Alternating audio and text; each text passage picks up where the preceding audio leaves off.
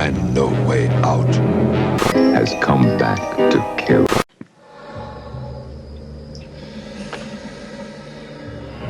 In this town on Valentine's Day, everybody loses their heart. Damn kids, I'll show them. This on Harry Warren, will they?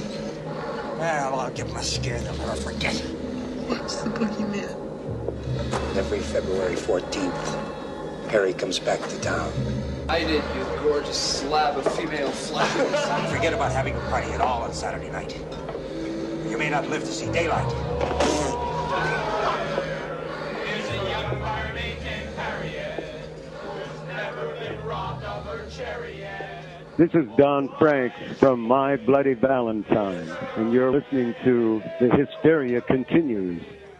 And indeed, you are listening to The Hysteria Continues, episode number 12, and dedicated to certainly one of my favourite slasher movies, and I think I'm probably speak for the other three of us here, that is one of the best regarded, best loved, and rightly so, slasher movies from the early 80s, My Bloody Valentine. Before we get into that, let's just do the introductions. Obviously, I'm Justin, the webmaster of Hysteria Lives, and the author of Teenage Wasteland, and joined as ever by our slasher glitterati, Erik in Dublin. Come and smile, don't be shy, touch my bum, this is life. Cheeky girls. Cheeky girls. Cheeky girls, right. Well, no, thank you. I'd be very surprised if Joseph and Nathan have heard of the Cheeky Girls. I have. Have really? You? Yes. Gosh. They're Transylvania's international superstars. Well, superstars may be a little bit... possibly. Possibly. Great Z celebs, maybe, I don't know, sort of, you know. But yes, and also, thank you for that, Erik, and joined by Joseph from Tennessee. Hi, guys. I run the Body Count Continues, and I saw this movie last night about a bus that had to speed around the city, keeping its speed above 50 miles per hour. And if its speed dropped, it would explode. I think it was called The Bus That Couldn't Slow Down. Yeah, thank you very much, Joseph. Yes, You're quite welcome. And also from Tennessee we have Nathan. I'm from the Axe to Grinds Horrors blog, and I apologize in advance for any coughing, sneezing, or clearing of the throat during this podcast. I have a head cold today. Right. Well, Speaking of apologies, Justin, in the last podcast I made two boo-boos. Okay. One is that I referred to Mutant under its alias of Night Warning when actually it's meant to be Night Shadows. And also the B-52 song I quoted was called Song for a Future Generation, not Song for a New Generation. Oops. Okay. I was literally just in from work. We'll forgive you for that, but next time you should have been quoting Love show. Shack. Yes. Love Shack. But I must apologise as well. Shack, baby. There we go. I did it. Thank you. As you can see, like high quality singing and entertainment all round. But I have to apologise as well because I've got a little bit of a hangover today. Surprise! I don't often have hangovers. I was at a birthday party in deepest, darkest Wales. It took us 4 hours to get there on an hour and a half journey. The sat-nav took us to somewhere called Three Cocks, if you can believe such a place exists. Honestly, it did. We passed through Three Cocks. I should have taken a photo. It's a normal Saturday night for you. And then it took us past Lord Hereford's Knob. And I'm not making it up. These are places. Making these up. No, honestly, you have to be in the Black Mountains in Wales, near Hale and Wise, Lord Hereford's Knob, and Three Cocks is right in the corner. So there you go. I'm going to Google them for their authenticity. Do please, do it now. Yeah. Sorry. What's that, Joseph? They live on Grope Cunt Lane. Well, yes, that's in Bristol, but yes. So I do apologise. I drank quite a lot of tequila last night, so just to get over the experience of trying to get to the place. And but anyway, what we're going to do is, I think we mentioned last podcast when we did the House on Sorority Row. Because of a clash of schedules, we are recording this in advance, and we're doing a two-parter show for My Bloody Valentine. We're going to be following it up. It will be coming out every fortnight, so there's going to be no interruption. But we'll be doing another show on My Bloody Valentine in a couple of weeks' time. What we've actually got, what's very exciting actually, we've got 4 interviews. We've got interviews with 3 of the cast and also the composer Paul César, which is very exciting. So there'll be 2 interviews this show and 2 interviews next show. So we're going to get round to My Bloody Valentine pretty soon. But obviously we only actually recorded House on Sorority Row on Friday, and this is the following Sunday, so we haven't had much chance to watch anything else. But I know, Erik, you've caught up with a film we haven't spoken about.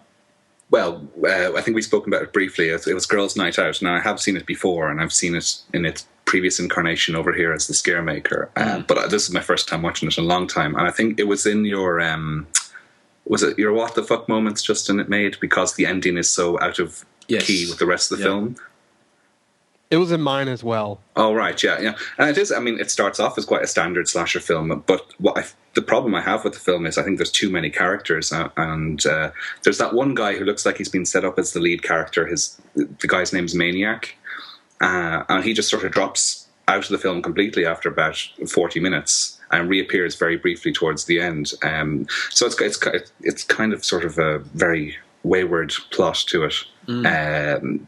Not a particularly special effects-tastic movie either. We'll be getting onto the subject of special effects, I'm sure, later with My Bloody Valentine. But I mean, it is an enjoyable romp, and it's always great to see friend of Joseph and Nathan, Lauren Marie Taylor, in there as well. Yeah, I didn't. Lovely. And I didn't really I remember you saying she married one of the other cast members, so it's keeping my eye out for him. Even Bostwick. Didn't realize he was the nerdy one who acts really weird. He's the one with the glasses and who does the strange dance. Yes, we mentioned last week that she actually called him when we couldn't remember his name at Monster Mania. It was quite surreal. That's right, and also it's got Carrick Glenn in it, isn't it? Who is from The Burning. The Burning as well. So, what I was finding, actually, because we're covering these kind of big films, which is fantastic, because obviously we all love My Bloody Valentine, but I'm quite keen in the future we can probably cover some films that haven't really been dissected in so much detail. And obviously Girls' Night Out would be a really interesting one to actually find a bit more about, because there isn't really any information about a film like Girls' Night Out. It's kind of just, it exists, but it's obviously all the people who worked on it have stories about the the production and all these kind of things. So it would be really interesting to find a bit more about it. And I think what I remember from that film, apart from obviously the what the fuck moment at the end, was it is quite a confused film. It doesn't really have any central characters, does it? There's not a main final girl, or it kind of cuts and change, which it possibly means it was quite a troubled production. But again, quite often with these films, it's the stories behind the scenes are just fascinating, if not more fascinating than what's actually going on the screen. So another thing I always the ending is really good though. Another thing I always picked up from Girls' Night Out is the bubblegum pop soundtrack from the 50s and 60s. Yeah. Like Yummy, Yummy, Yummy, I Got Love in My Tummy. And what else is on there? Summer in the City. Yeah, and Lucy in Disguise with glasses. With diamonds. I like that song. Diamonds. Or what? Yeah, whatever. I thought it was Lucy in the Sky with glasses. Yeah. Okay. Lucy in Disguise, I think it's what it's called. Well, there's like 2 songs that they sound the same, like Lucy in Disguise and Lucy in the Sky with glasses. I still prefer Gangster Rock from Graduation Day. I prefer the winner. Felony. Yeah, Felony Rule. And House of Death is better than Graduation Day. Yeah, I just wonder if they did that because it's cheaper to get like those kind of it's a bit like Bloody Moon, where they have kind of Glenn Miller style songs, which is very bizarre, isn't it? It's always strange, like in those early 80s ones where you hear something recognisable, because in Just Before Dawn they have Heart of Glass by Blondie at the start. Yeah, that's what they spent their budget on. Yeah, I know. Because I think it does cost a fortune in rights, doesn't it, to get a popular song in there? Absolutely. I believe so. Absolutely. That was a good song for Just Before Dawn. I like that song, actually. Yeah, that's great song. Yeah, excellent. Well, I'm sure we'll cover Just Before Dawn and Girls' Night Out at some point in the future. I mean, there's so many, slasher movies, and in the words of the Carpenters, we've only just begun. So what we're going to do is we're going to come on to My Bloody Valentine relatively soon, but in lieu of a top three, which we're going to get back to in the not too distant future, but we're going to ask a question this time. And also, Nathan, do you have a what the fuck moment for us? Yes, you do. Do you want to do that first? As we're talking about I'll do what it the fuck first. moments. Okay, This one just comes about because I think it's a really good scene in a bad movie, and it's in Don't Go in the Woods. And there's a scene where Craig is playing a prank on Joni, and he throws a rope over a tree and lifts her up in the air inside her sleeping bag. And she's hanging there while he's like just joking around with her. And she kind of rips a hole in the sleeping bag so she can see, and way off in the distance she sees the killer like running towards the sleeping bag. And she's trying to scream and warn him. And obviously he doesn't believe her, and he thinks she's just wanting to get down. So I actually thought that was a really creepy scene in a really, really bad movie. Now, I love Don't Go in the Woods, don't get me wrong, but I'm just thinking, that was actually a really good scene. What kind of movie would it have been if they would have actually had that kind of, scary scenes throughout the whole movie? It was probably judging from the rest of the movie. It was probably an accident, wasn't it, that he managed to get. Yeah, that's what I think. Yeah, because it was an accident. Yeah, my favourite scene in that movie is a kind of another what the fuck moment. I kind of guess is when the can't remember the character's name, but when they stab somebody by mistake. And then they kind of he goes, "Oh, I'm so sorry, and like he just ran over his foot with a shopping trolley rather than stabbed him in the gut and killed him. But I'm sure that's a prime candidate for us to cover at some point in the future, isn't it? Because I'm sure we can get a lot of mileage out of that movie. There is one scene in Don't Go in the Woods that I love is when the man in the wheelchair takes forever to get up the mountain, and the minute he finally gets to the top of the mountain, he's killed and he rolls back down the mountain. Yeah, very dark. Can I just say, as an aside to that, I have the DVD for that, and the guy that played the wheelchair victim was interviewed, and he said that when he was watching that scene in the theater and his character gets his head cut off, he started laughing. And he said that somebody that was sitting in the seat in front of him turned around and told him to be quiet. How would he feel if that was him in that wheelchair? Really? Which is really funny. That's really fun because there's the DVD I've got of Don't Go in the Woods, and I think it's got a interview with the director, isn't it, from like local cable television interview from when the film was released. I think it was wherever it was filmed.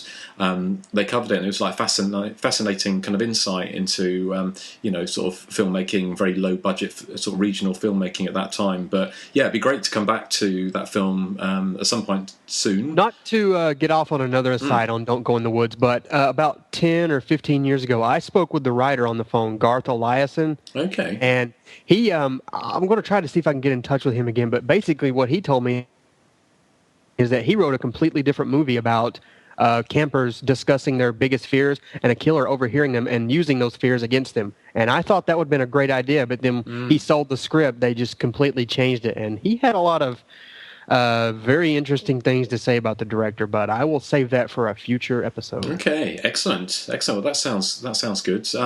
And just neatly seguing on from that, obviously Don't Go in the Woods is one of those films that didn't get a sequel.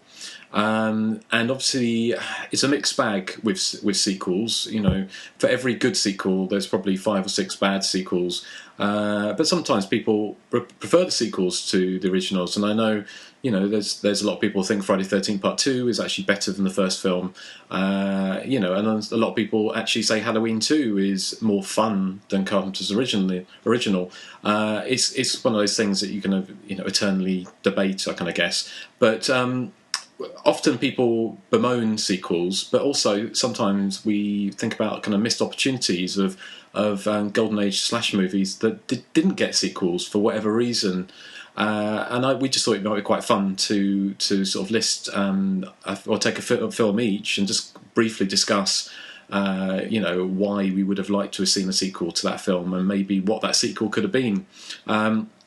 So just to go first, I hadn't even prepared anything for this, but it was when I did the big retrospective for The Burning, and obviously The Burning's a film I'm sure we will cover at some point in the future. And of course, if you've seen The Burning, and obviously we're talking about sequels, so again, we're probably going to get into spoiler territory, but it comes no surprise at the end of the burning, like in most slasher movies, the killer is offed, and Cropsey, I think he gets stabbed in the back with shears, then gets an axe to his head, and then is set on fire, or in that, not necessarily in that order, but he's pretty much, his poetic justice, I kind of guess, because he's set fire to again. So the chance of him coming back is pretty slim. But, of course, the film also then ends on a fresh group of campers telling the legend of Cropsey and saying he still stalks the woods. So I would have quite liked to have seen a sequel to The Burning. Certainly, when I interviewed Bonnie Dorosky for the retrospective that I did, she was saying that she thought she was kind of brighter than the average Cropsey, and she was thankful that she was still alive at the end because she thought she'd come back for the sequel. Obviously, they didn't make a sequel for a number of reasons. One was The Burning wasn't particularly successful when it came out at the box office. In fact, it was not a flop, but it certainly wasn't a big money maker for fledgling Miramax. And also Tony Maylam, the British director, said there was talk of doing a sequel at the time, but I think that obviously the box office didn't help. And also he didn't want to get typecast as a horror director, so he said he wasn't interested in doing it. But I would have liked to have seen that. I mean, I was just trying to think of different ideas of what you could have done with Cropsey. But to be honest, if you like slasher movies and Golden Age slasher movies, and you probably do if you're listening to this, then the whole summer camp thing never gets tired, never gets old.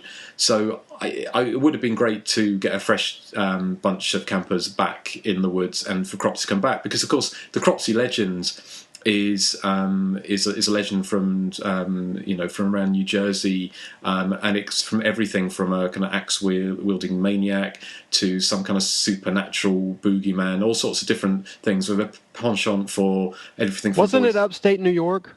Isn't that Cropsey legend? Oh yeah, well it's upstate. Well, I think it's around those different upstate New York and New Jersey and all around that kind of area. I think there's kind of variations of it, and of course there's the film, isn't there? The documentary, which is well worth hunting out, called Cropsey, which doesn't really, it referenced the film a little bit, but it has its own urban legend. And of course, that is the whole thing. It's an urban legend, so it is perfectly placed for a sequel.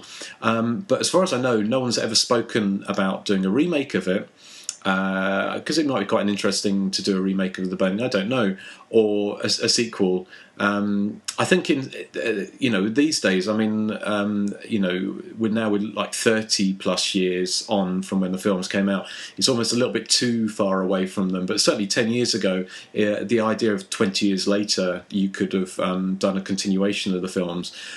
So I'm surprised that no one's picked up The Burning and gone with it. Certainly with Miramax, who obviously have no worries about squeezing money out of franchises. So, I mean, that's my tuppence, as it were, on The Burning. I mean, it's a film, I do really enjoy. It's got its flaws, but I think Cropsey doesn't get his props really as an iconic boogeyman. I think I would have liked to see him come back, even in a kind of supernatural sort of styly, as it were. But that's my pick. How about you guys? What about you, Erik? Okay, my pick is slightly less serious. My pick for a sequel would be to The Wonderful Pieces. And I thought a sequel to that film could go in either two directions. One, and this again, as you said, contains spoilers because it's following on directly from the very last sequence of the original. That piece together, Frankenstein woman, the Jigsaw woman, she could either come to life and become the killer in a sequel, or the guy who has his crotch ripped off by the Frankenstein woman could be driven insane by the experience and he could become the new killer. Again, of course, bringing back the essential element of Pieces, the lovely Linda Day George, possibly to repeat her catchphrase of bastards, bastards, bastards. Kind of like an Arnold Schwarzenegger "I'll be back" type thing. You could have that, and you could have T-shirts with "bastards, bastards, bastards" on it, and a picture of Linda Day.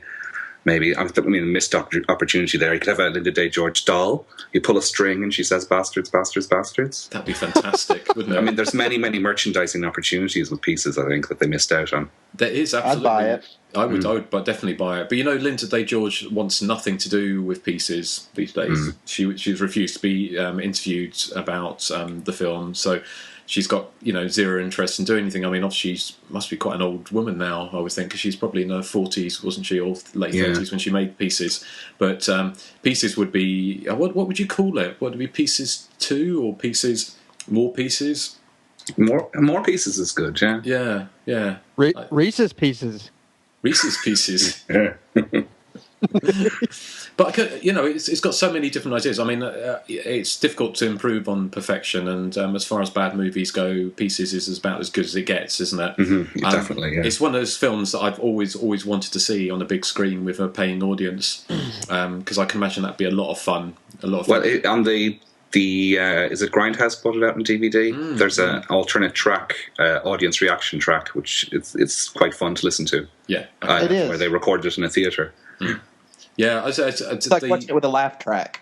Yeah, because when Pieces came out, it got boycotted. Well, not boycotted, but picketed by women's groups and mothers groups, and saying that they didn't want this trash in their town and things like that. And if you actually watch the film, you realise that it's not really that offensive, is it? No, it's far too cheesy to be offensive. But yeah, no, that's a great choice, Eric. Thank you. Is there anything else you want to say about it? No, just no. So it's been nipped by. I've got Gilbert, the cat sitting on my lap, who's the unofficial fifth member of the podcast. He just nipped me, so I'm just watching him to make sure he doesn't sort of go into a full on assault. So if you hear me screaming, that'll be what it is. But Joseph, what about you? What's your pick?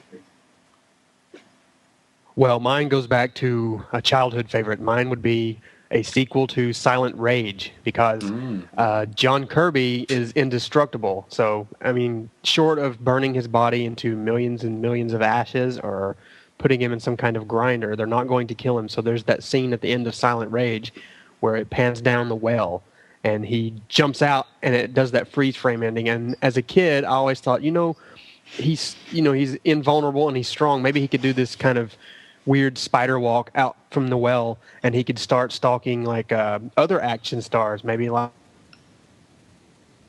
Michael Dudikoff or Charles Bronson or Steven Seagal, or he could go back to Chuck Norris again. But it's a childhood film, so I've always wanted a sequel to that, and unfortunately, we never got one.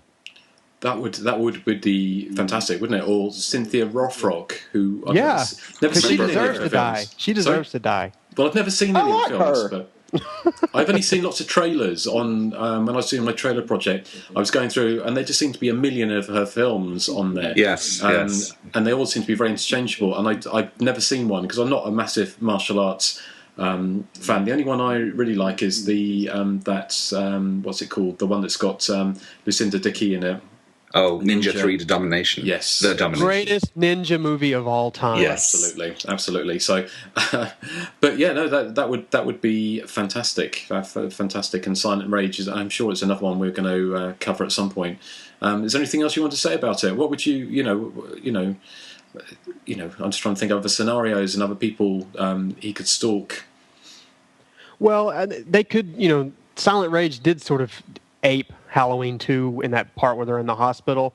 I thought maybe he could go back to the hospital and do some more damage there, or maybe he, I don't know, maybe he gets a hold of all that stuff that the Mojon 35 or whatever it is they inject him with. Maybe he could steal it and he could just go from town to town, like ripping people's heads off. I don't know. I just always thought it could use a sequel. I mean, I know I'm kind of in the minority of liking it on the podcast here, but I don't know. It's just a childhood favorite, and I really did want a sequel when I was a kid. I seem to remember it was quite successful, wasn't it, at the box office? It was quite... Yeah, it made quite a bit of money, and I think it was, it's obviously the first, hybrid of kung fu and slasher, theatrics, and I think it did really well. I mean, the middle portion of the film kind of gets bogged down with, the Chuck Norris and his mustache romancing that girl, but and then they have that big bar fight, which it doesn't really bother me, but the good stuff really does come at the end with all the Brian Libby, who plays John Kirby, just stalking me and killing people one by one, and Chuck Norris like racing frantically to stop it. But I think it would benefit from a sequel, definitely. Excellent. Can I interject there, because I think Pieces mixed martial arts and slasher movie before Silent Rage. With the Kung Fu Professor. Yeah, with the Chop Suey. Bad chop suey. Yes. Now I'm on ground. I don't know what happened. Now I'm on ground. Oh, actually, is that? Hey, Miss Riggs! Kendall, What happened here? Willie jumped me. There he is. Oh, hey, it's my kung fu professor. What's the story, Chow? Oh, I am out jogging, and next thing I know, I am on ground. Something I eat. Bad chop suey. So long. Take it easy. God, how professional are we that I had that to hand? Can I ask a question here? Did she say Willie jumped me? Willie jumped me. She said, well, he jumped me. Oh, okay. Because I always wondered why an Asian man's name would be Willie. It might be Willie. I'm not sure. But I also have this. Bastard! Bastard! Bastard! In case we needed reminding. So I just say it's kind I think the second bastard is my favorite. Is it? I do like the third one. Yeah, I like the pregnant Golden Globe. She was robbed at the Oscars that year. Totally. She was, absolutely. Okay, well, excellent. And finally, we have Nathan. What would be your unproduced masterpiece? It'd probably be Slaughter High Part 2. I love Slaughter High a lot, but I feel like I was maybe a little cheated with the ending when we find out it was all just his dream.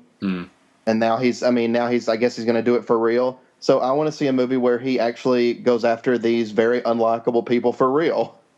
And I think it'd be fun if they made a sequel where, obviously from seeing Slaughter High Part 1, you have your idea in your head of how he wants to plan this all out. But maybe it doesn't go as planned. Maybe characters don't make the moves he thought that they would make. And, all his plans kind of go up and he has to, start from scratch and, just wing it and start killing them off. That way it wouldn't be an exact copy of the original. But I suppose you'd have to get, obviously, someone else to play the killer, wouldn't you? Because obviously Simon Scudamore tragically died, didn't he, after making the film? Well, I was hoping they'd make it, right after the first one. Then, I don't know. Then he could have killed himself. That would have been nice. Maybe. Yeah, then he could have killed himself. No. Harsh. He could have lived. Yeah, exactly. Come on, Simon. But no, that would have been great. That would have been great. It never happened, did it? No. Actually, technically, it sort of did. They renamed Cutting Class Slaughter High 2. Did they? Overseas countries. Okay. Well, that's interesting. So you did get a sequel. So no, I don't. That does not count. It does. No, it does not. That's like saying Don't Go in the Woods is the Forest Part 2 because they called it that in Australia. It is the Forest Part 2. I disagree. Yeah. It's as good as the Forest. Well, you two take it outside. So, but I was going to say also there's I don't know if you know any good stories about sequels that happen but didn't happen the way they possibly were meant to. Because the ones that come to mind were, for instance, Friday the 13th Part 3, when Amy Steele was meant to come back and her agent told her not to, and the stories that were thrown around, wasn't it, about her being stalked around a asylum, I think it was. There's also in Halloween 2, the original Halloween 2, one of the script ideas was Jamie Lee Curtis living in an apartment tower block and being stalked by Michael Myers around the town block. Is there anything else? Other ones you can think of? I just want to say Amy did mention that she was kind of regretful that she didn't take the role in Part 3 when during the Friday the 13th Part 2 Q&A at Monster Mania.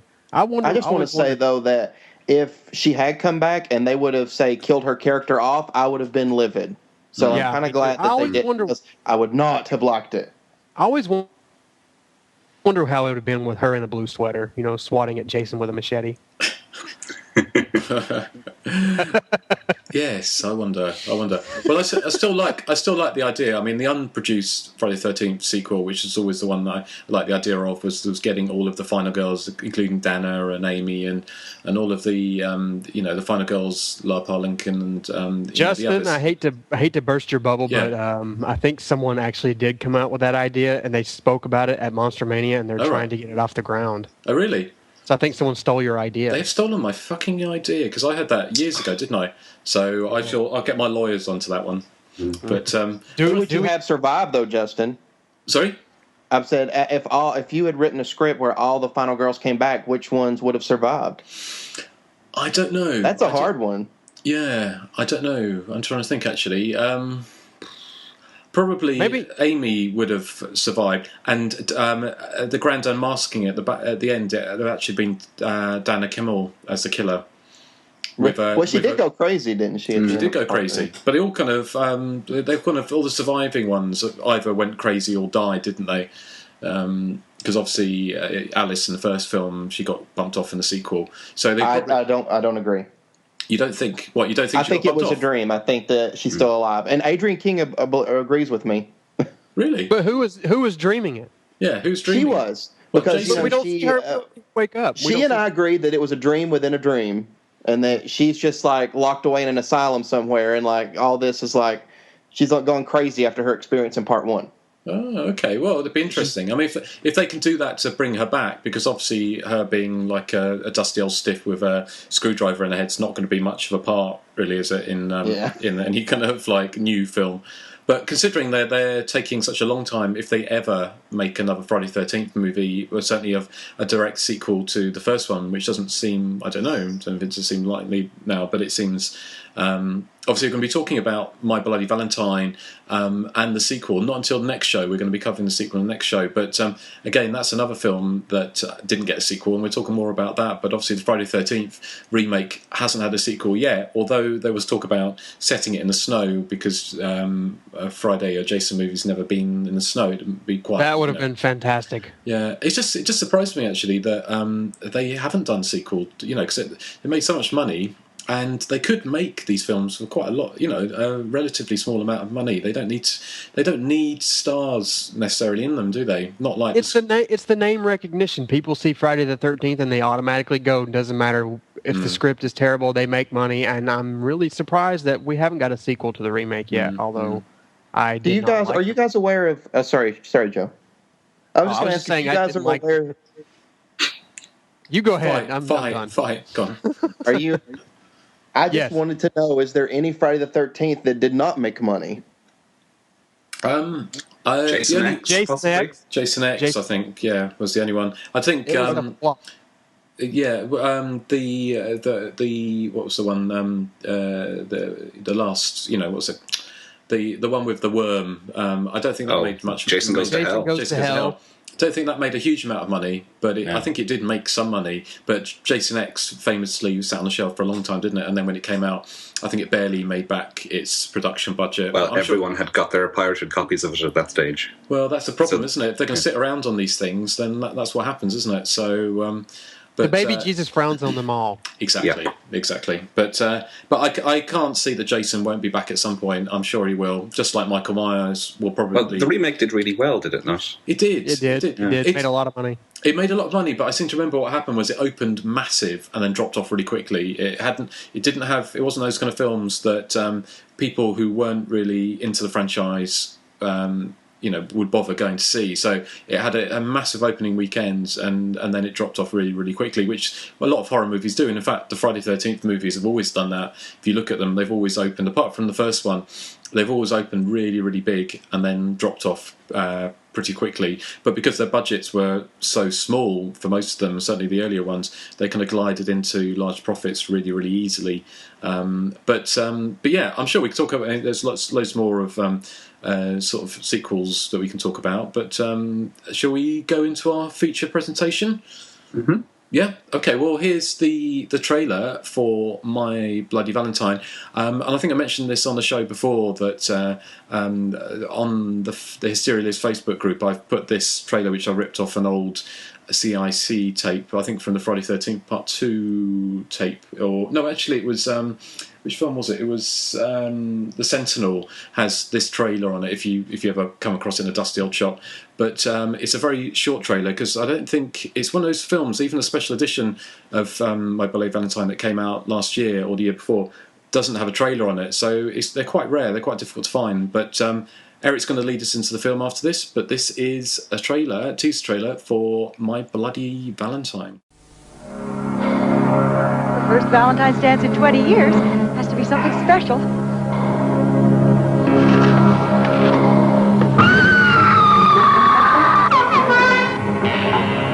In this town on Valentine's Day, everybody loses their heart. Roses are red, violets are blue. One is dead, and so are you. My Bloody Valentine. Okay, that was the rare trailer, as Justin said, for My Bloody Valentine. The film is set in the mining town of Valentine Bluffs, which 20 years previously experienced a mining disaster. There was an explosion in which 6 miners died, but there was one survivor, Harry Warden, and he blames the townsfolk for the tragedy as they were too preoccupied with the Valentine's Day festivities to follow the correct safety procedures within the mine. As a result, this annual dance is cancelled. That is until 1981, when a new generation of miners and their girlfriends decide to resurrect the Valentine's Day festivities. But this brings with it a heavy-breathing killer, death and bloody hearts in candy boxes. So who is behind the mayhem? Is it Harry Warden, or has someone else taken up the mantle? On the surface, it seems to be cashing in on the date-themed slasher films of the era, like Halloween, Friday the 13th. I think like New Year's Evil and Christmas Evil had been out at that stage, and they probably pinpointed Valentine's Day as a possible cash-in, but I mean, it's far more than a cash-in, because on paper it sounds like any other slasher movie. What it does so well is it takes the slasher movie out of the dorms and out of, sorority houses and suburbia, and moves it to a small humdrum mining town in Canada. And the cast is populated not with sort of ditzy teenagers going to a dance. It's real sort of working class people working down the mine, and it really captures that small town atmosphere really well. The other thing, of course, for horror fans that it does so well is it's got the most spectacular shock and gore sequences done by Tom Berman, and in my opinion, far better than Tom Savini's work in Friday the 13th. As much as I like that, I think some of the effects that Tom Savini did were quite crude, whereas Tom Berman's ones still really, really hold up so very well today. Because sometimes, particularly with Nightmare on Elm Street films, the effects can become really dated, some 80s effects, but My Bloody Valentine still holds up sort of really, really well. And it's a film that I would still consider as being in my top 3, not just slasher films, but horror films of all time. And I can't see anything usurping it because it's just so good. If there's one nitpick I would make at the film, it's that the 2 lead characters, Axel and TJ, whilst the actors are really good, I find the characters themselves a bit dislikable. And I find that whole love triangle with Sarah a bit melodramatic and soap opera-ish. It's the secondary characters that I find more interesting. People like Sylvia and John and Hollis. They're the much more likeable characters. And I would think it would have been nicer maybe to have one of them be the hero or heroine as such. But that, as I said, it's a tiny little nitpick, because I was trying to think of, is there anything I don't like about My Bloody Valentine? And that's the one tiny thing I don't like. Otherwise, for me, it's the perfect slasher movie. Absolute masterclass in how to make a slasher movie. Joseph, what do you think? I'm going to have to agree with you there. It's definitely in my top 5, or at least top 10. I grew up with this movie. I watched it when I was very little. It was about 4 o'clock in the morning, and I think it came on the movie channel or Showtime or something like that. But I just remember, sitting on my couch, and this movie with this guy in this mining mask was just running around with a big pickaxe, and he was killing people, and it literally scared me to death. I had nightmares, for years after that. And I kind of forgot about the film, growing up, until I got back into slasher films again. And I unearthed it again and watched it, and it was just really incredible. And I've always, had a soft spot for it. Like you, I find all the secondary characters very fascinating. I mean, there's the part where they're all down in the mine, and they realize that Harry Warden, or someone, under the mantle of Harry Warden, is killing people. And TJ says, "We got to get everyone the hell out of here. Harry Warden is back." And then the Hollis character, he has one of the most realistic reactions I've ever seen. He's like, "Are you kidding me?" A lot of these characters, like you said, they're all working class, blue collar stiffs. You don't want to see them get killed, but they end up dying anyway, and it's kind of a shame. And the film does a really good job of keeping the identity of the killer a secret. I mean, towards the end, there's like a there's a scene, I know you probably know what I'm talking about, where the three lead characters are traversing this little kind of a border around some water, and one character falls in. Right at that moment, I pretty much figured it out, but up until then, the film is really good at keeping the identity of the killer secret, and I guess we probably are going to spoil it. I mean, anyone listening to this has probably already seen it. Well, I think I'm glad you agree that the killer's identity was kind of a mystery to me, because as you know, I have a really bad track record with guessing the identities of killers, and of course My Bloody Valentine is no exception. So I'm glad that at least you didn't guess within the first 5 minutes, because that always makes me feel really bad. Right, well, the killer obviously turns out to be Axel, one of the three leads, and I really did like instead of him, them pulling the mask off and him saying, you're all, a bunch of whores, or this is why I did it. Instead of, him giving this huge monologue, they'd have this 20-second flashback of him as a child, playing around under the bed, and his father's getting ready for work. And Harry Warden comes in, pickaxes his father to death, and he sees that, and it shows the kid laying there with his, sucking his thumb, and he's covered in blood. And it was just a 20-second scene, and it pretty much, hammers home why Axel's doing it, rather than, whereas in the Scream films, they rip the mask off and they're like, oh, here's why I did it. And they go off on this 20-minute spiel about how they did it, and it kind of becomes overkill. That's another thing I really loved about My Bloody Valentine, is that the killer is revealed and his motive is revealed, and it's done in an instant. I mean, I really did like that. And another thing I really love about the film is finally getting all those murders back into the film when they released it on DVD a couple years back. I think that was a real boon to the fans, who've wanted it forever and ever and have pleaded with Paramount and to no avail. And to finally get that, it was a real treasure trove of, violence and gore that we've been missing out on all these years. And, I mean, there's really not much else I can say right now. I mean, I do have a few other things, but I'll let someone else. Okay. Well, but to say that, yes, My Bloody Valentine is in my top 10 of all time.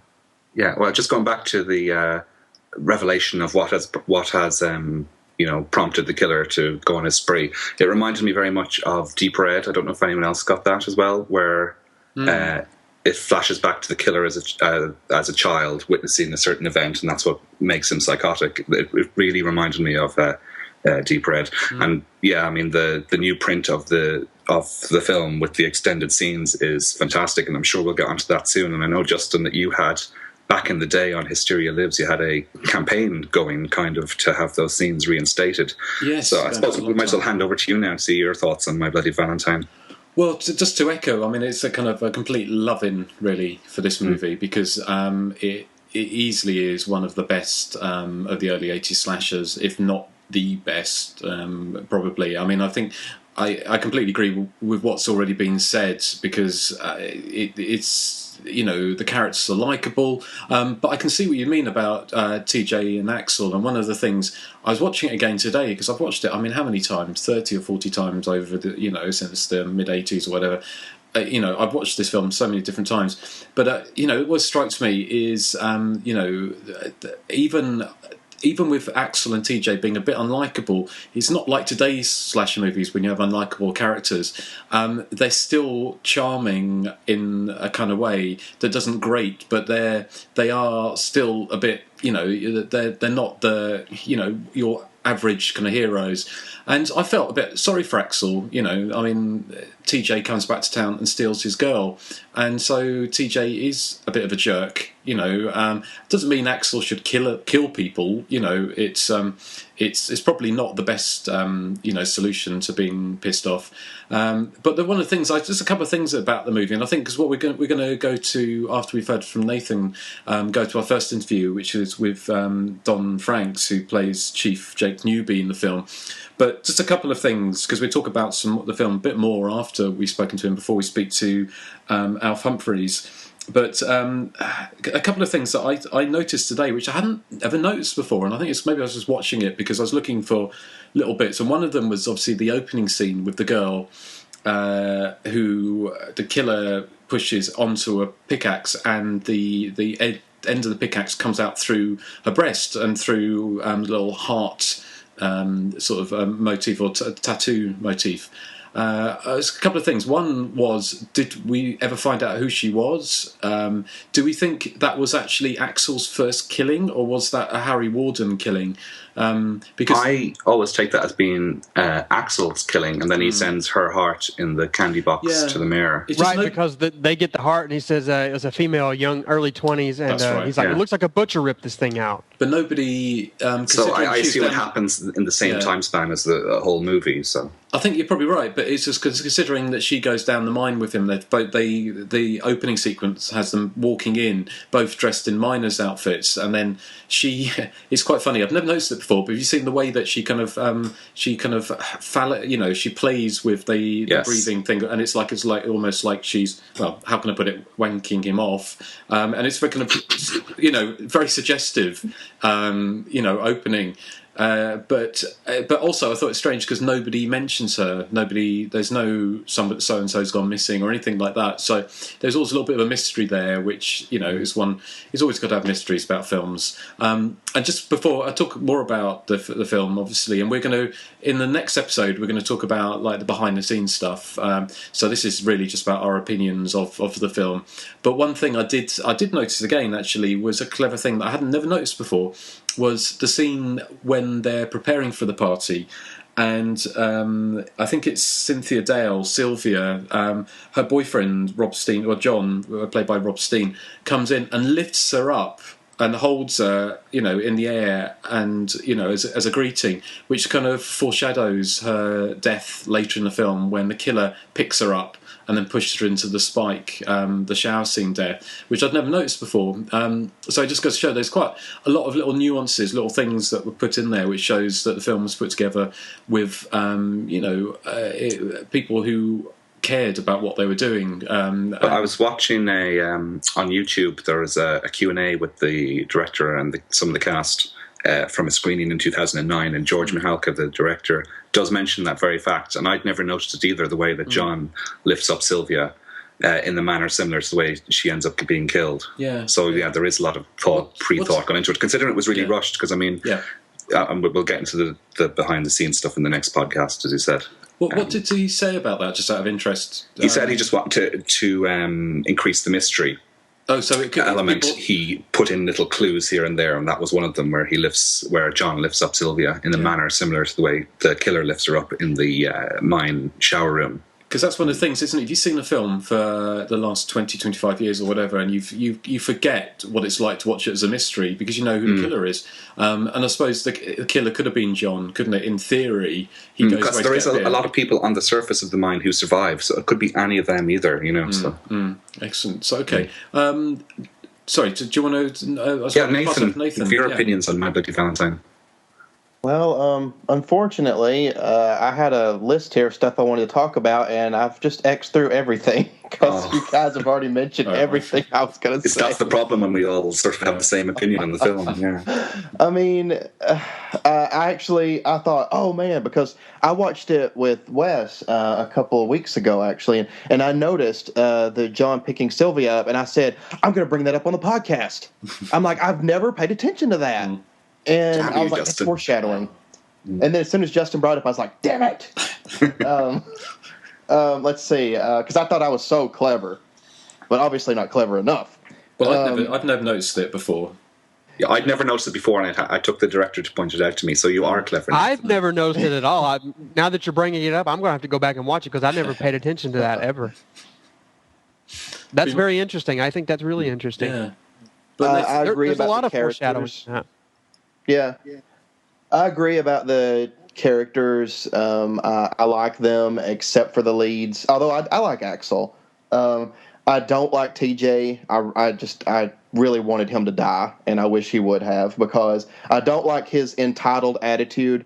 Like, he can just leave everybody and not say where he's going or if he's ever coming back, and then he just comes back and expects everything to go back to the way it was. And I don't like that attitude. I mean, I'm glad Axel beat him up in the bar. I wish he would have used the pickaxe on him. What's funny is that TJ.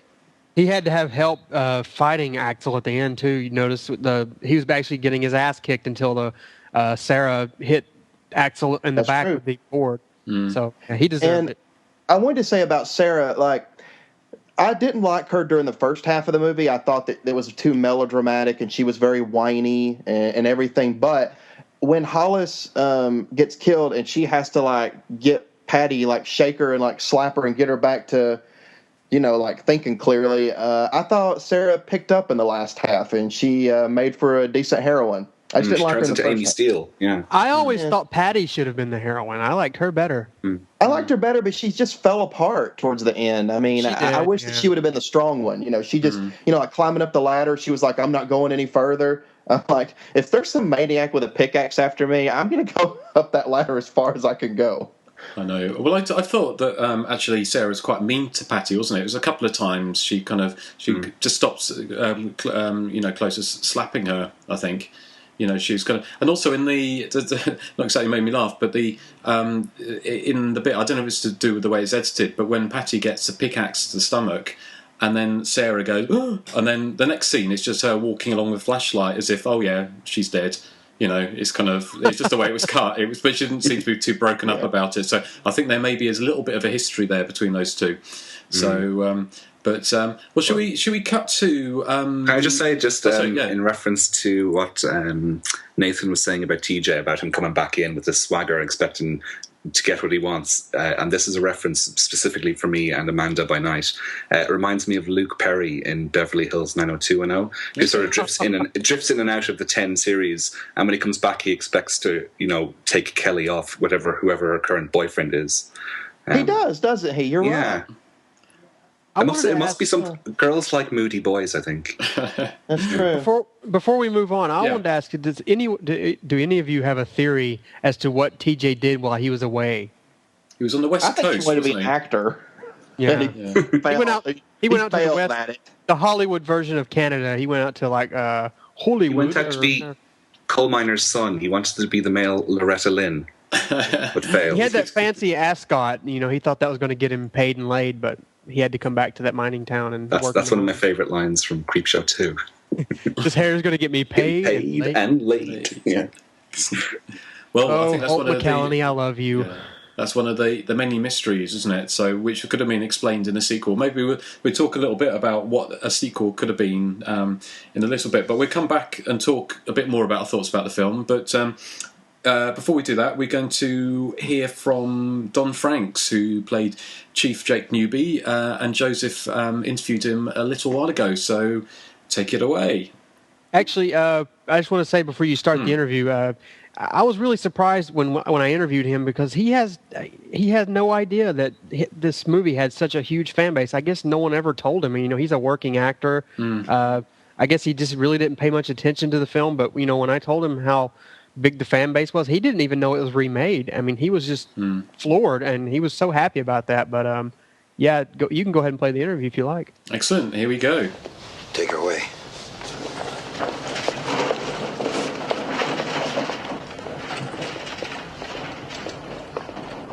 It happened once. It happened twice. Cancel the dance, or it'll happen thrice. That's it. The dance is canceled. Hello, everyone. This is Joseph again, and I'm speaking with Don Franks from My Bloody Valentine. He played Chief Newby in the film, and he's graciously agreed to answer a few questions today. Welcome aboard, Don. Well, thank you, Joseph, and I'd like to say hello to all of the fans out there. I'm so pleased that you are bringing them just a little bit more information about something that they've taken close to their hearts, if I can say the word heart, and while we're talking about, especially when a heart shows up in a box. Absolutely. Can you tell us a little bit how you got involved with My Bloody Valentine?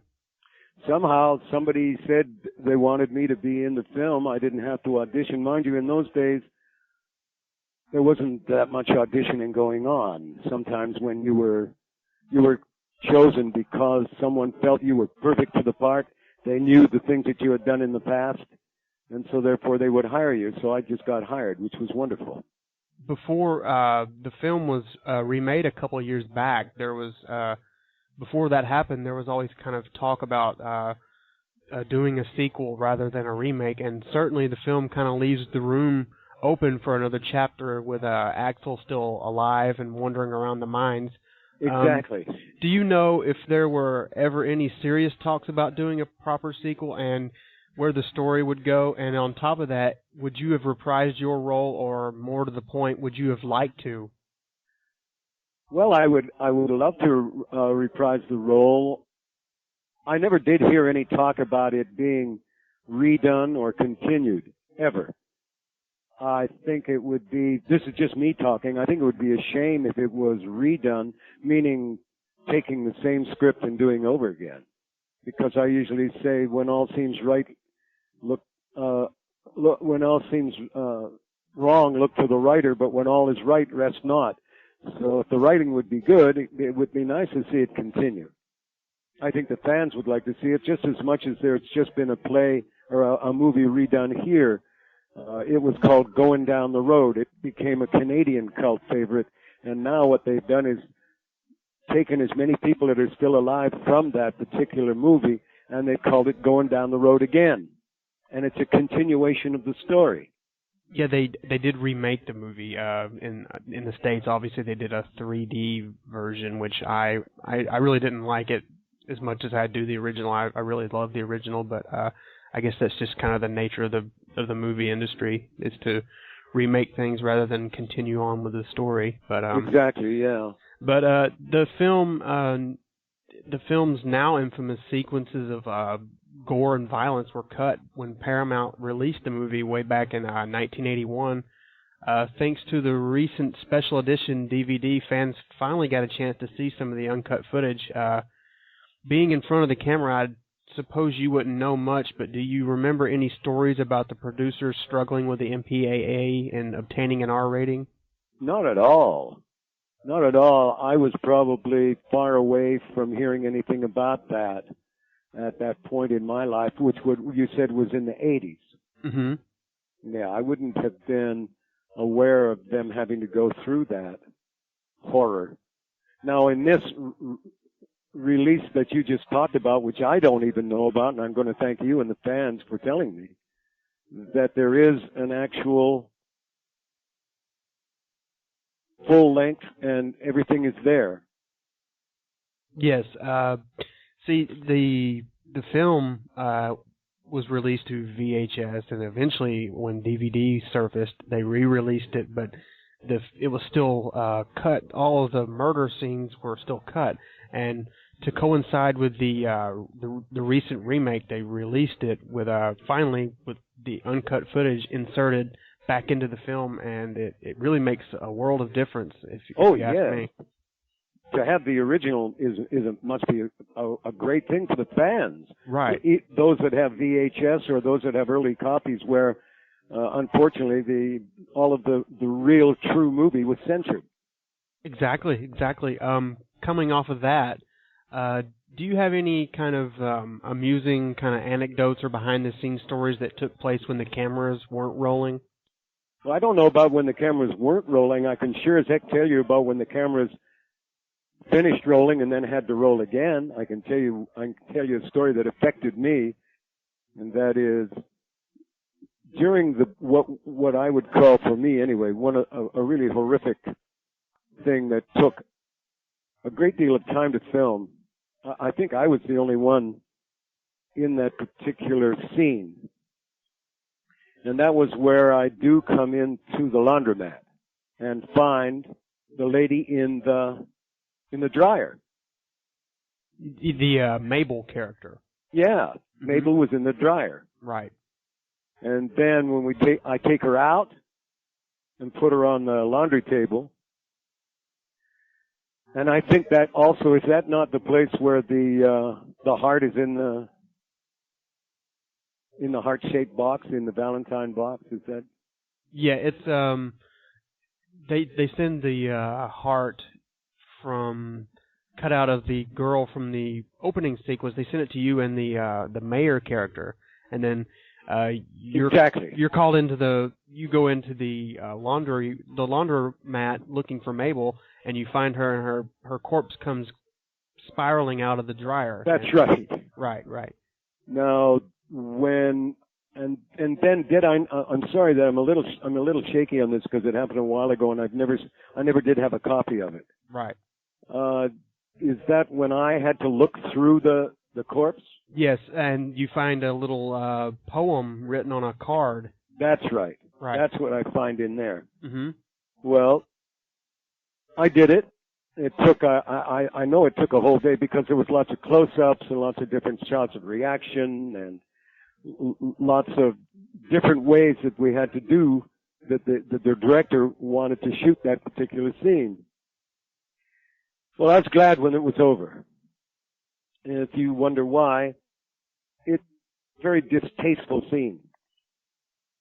Even though I know it's only acting and even though I know it's only this and that, it was really not a fun scene, let's put it that way. Mm-hmm. Exactly. Well, we got through it. I was very glad, and then we shot a couple of more days of other things. And then I got called. I don't know whether I flew back to Toronto for something that I was filming, and then I know I got called back. And when I got called back, I said, "What scene are we doing?" And they say, "We don't like to tell you this, but..."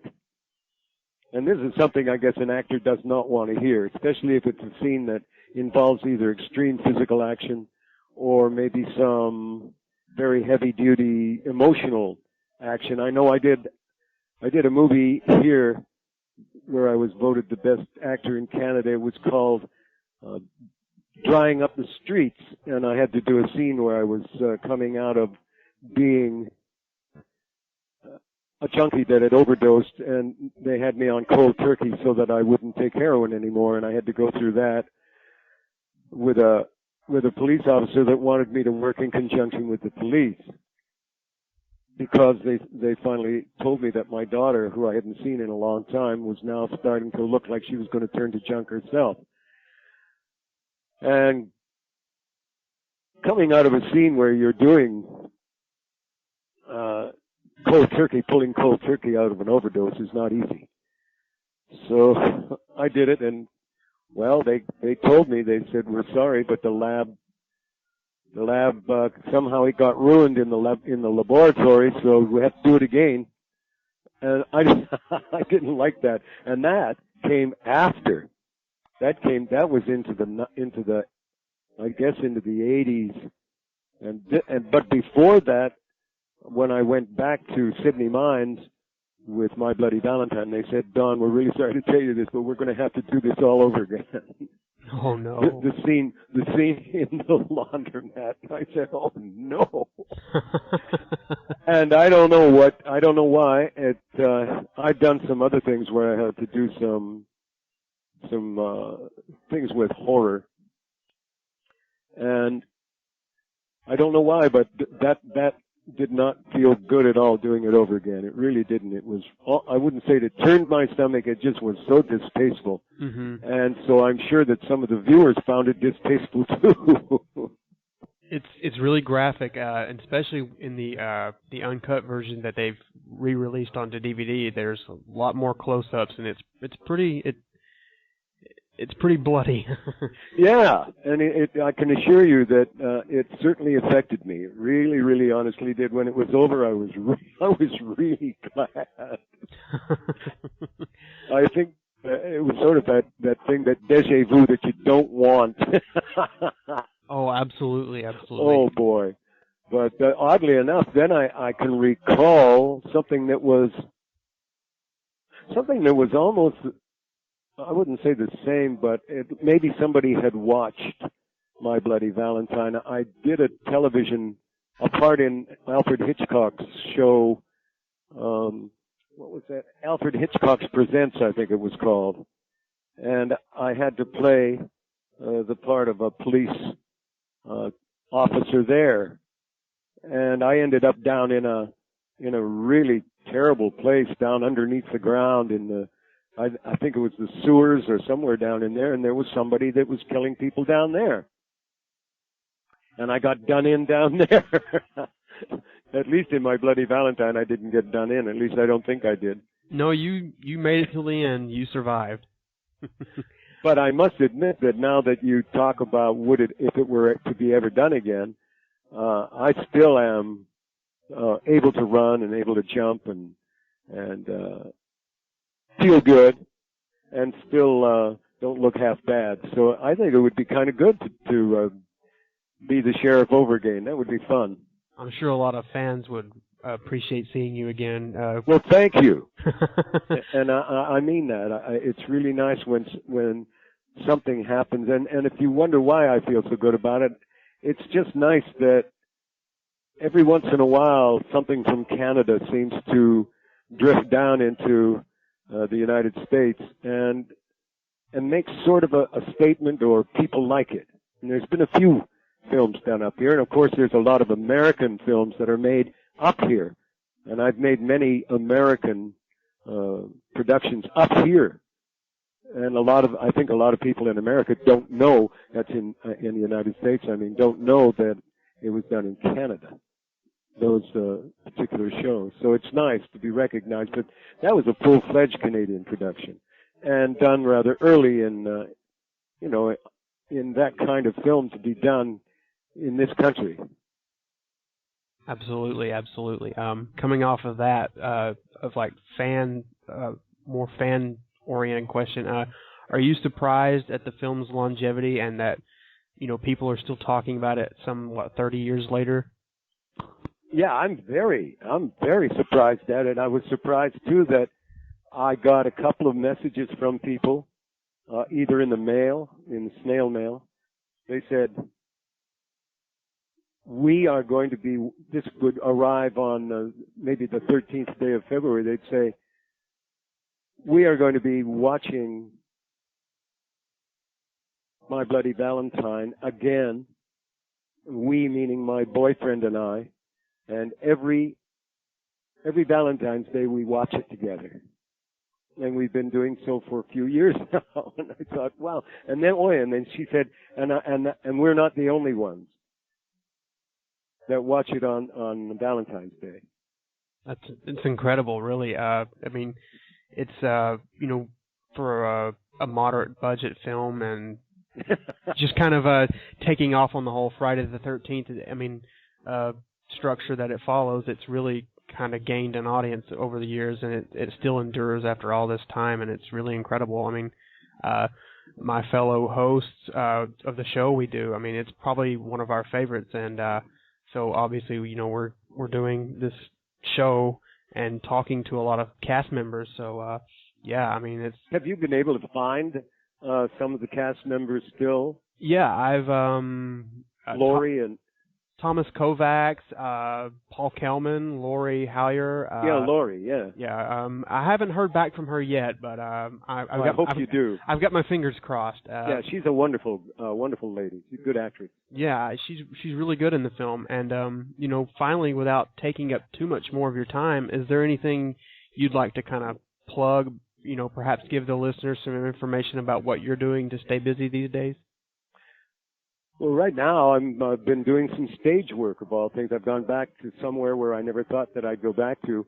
I didn't do any stage work for quite a while. After doing a couple of things on Broadway and off Broadway in New York. My son, Rainbow Son, right now is doing a series that used to come down there, and I think even though it's in its second season here, it's called The Listener.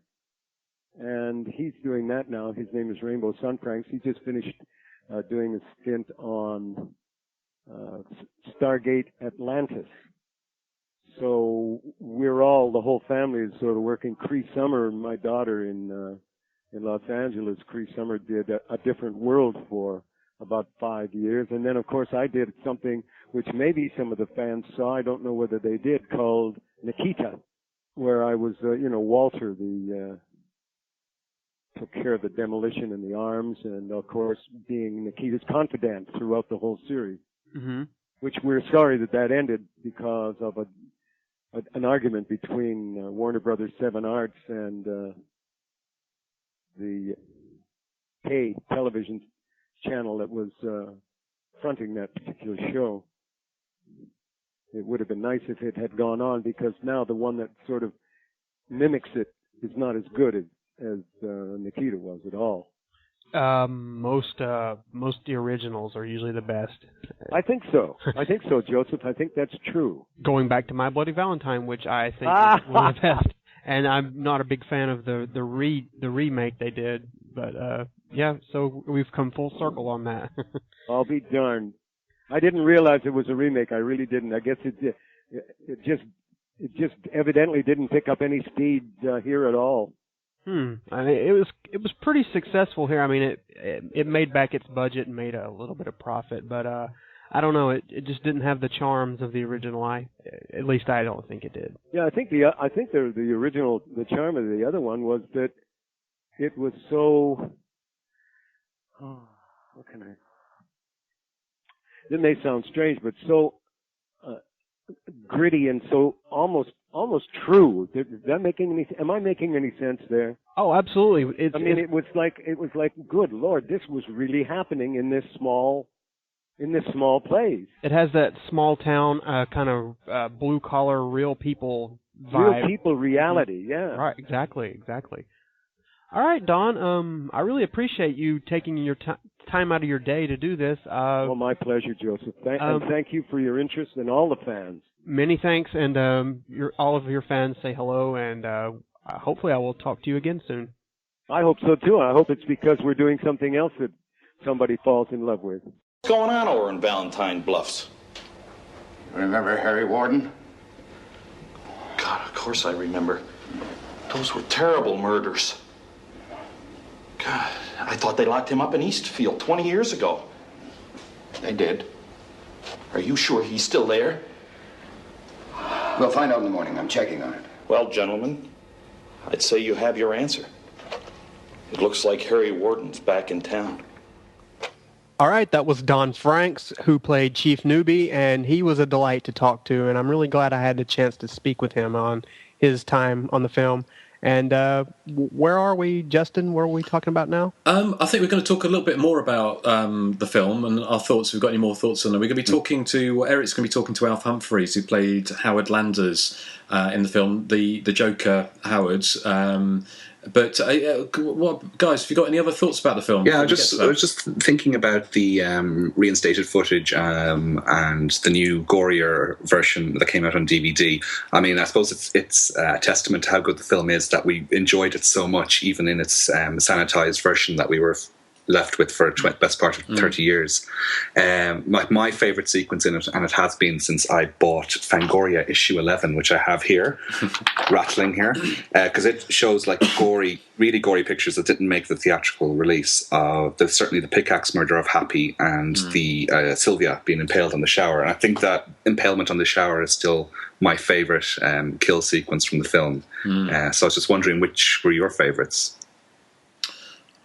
Well, I like the kill of Happy. I think is which is kind of the ironic kind of sort of named Happy the bartender who's anything but. But that was I mean, incredibly brutal. I mean, the one that was the most brutal I found out of all of them, not so much you didn't actually see the murder, but it was the murder of Mabel, or the aftermath of Mabel. Yes, I agree completely. Because the way it just kind of the others weren't exactly. There was lots of gore, but it was kind of it wasn't gloating, if you know what I mean. With Mabel's after the death, it was just.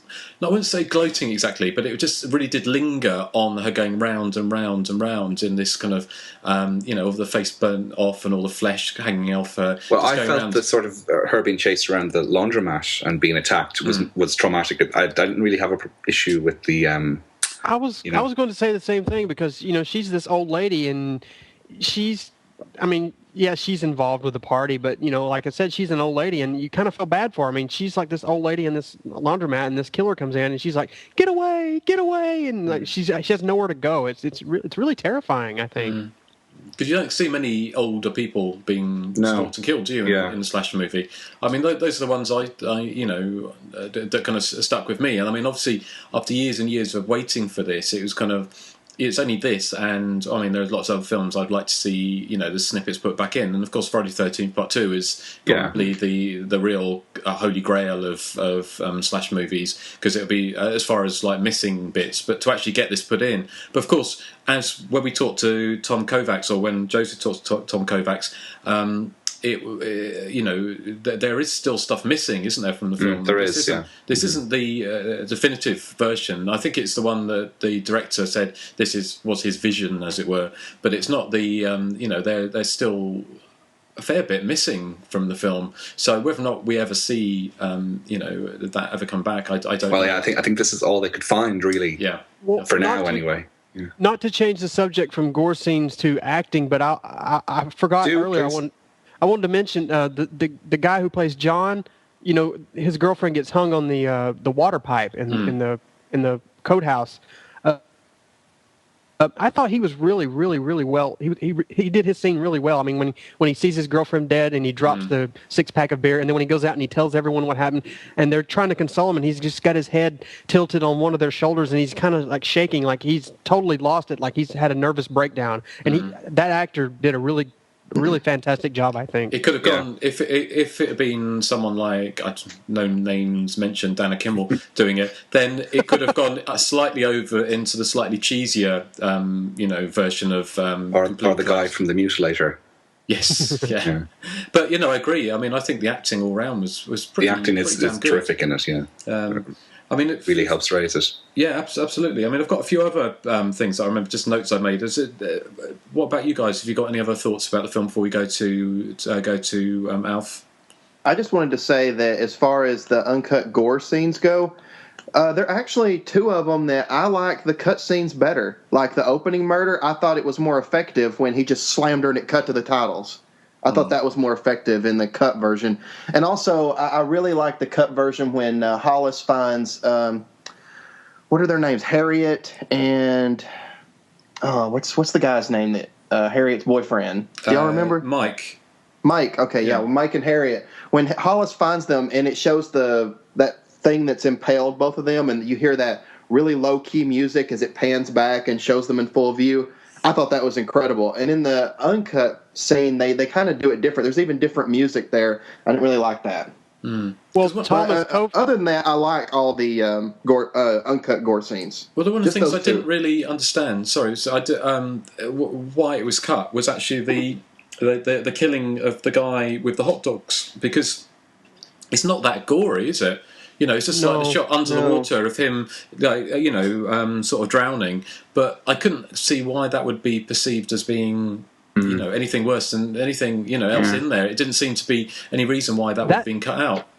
That scene in particular, I thought, was very brutal too. I mean, he uses his tie to choke him, and he's pushing his head into the water, and he's struggling. And that scene is really, really relentless, I think, as well. It's another, in the film, like you said.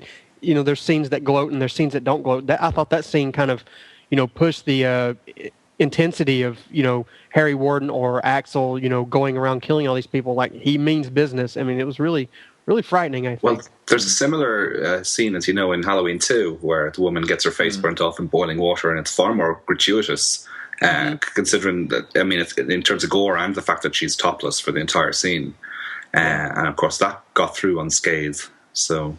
Yeah, but it's strange. I mean, one of the other things, just a couple of things I was going to throw out there. I mean, one of the things that when you think about the film, because obviously no Axel is the killer, is, I was just thinking how difficult it must be to be a killer in one of these films. And obviously that, was it Behind the Mask, that film, John Vernon or whatever it was, that film Leslie Vernon, that's it. John Vernon's in Curtains, isn't he? So he is.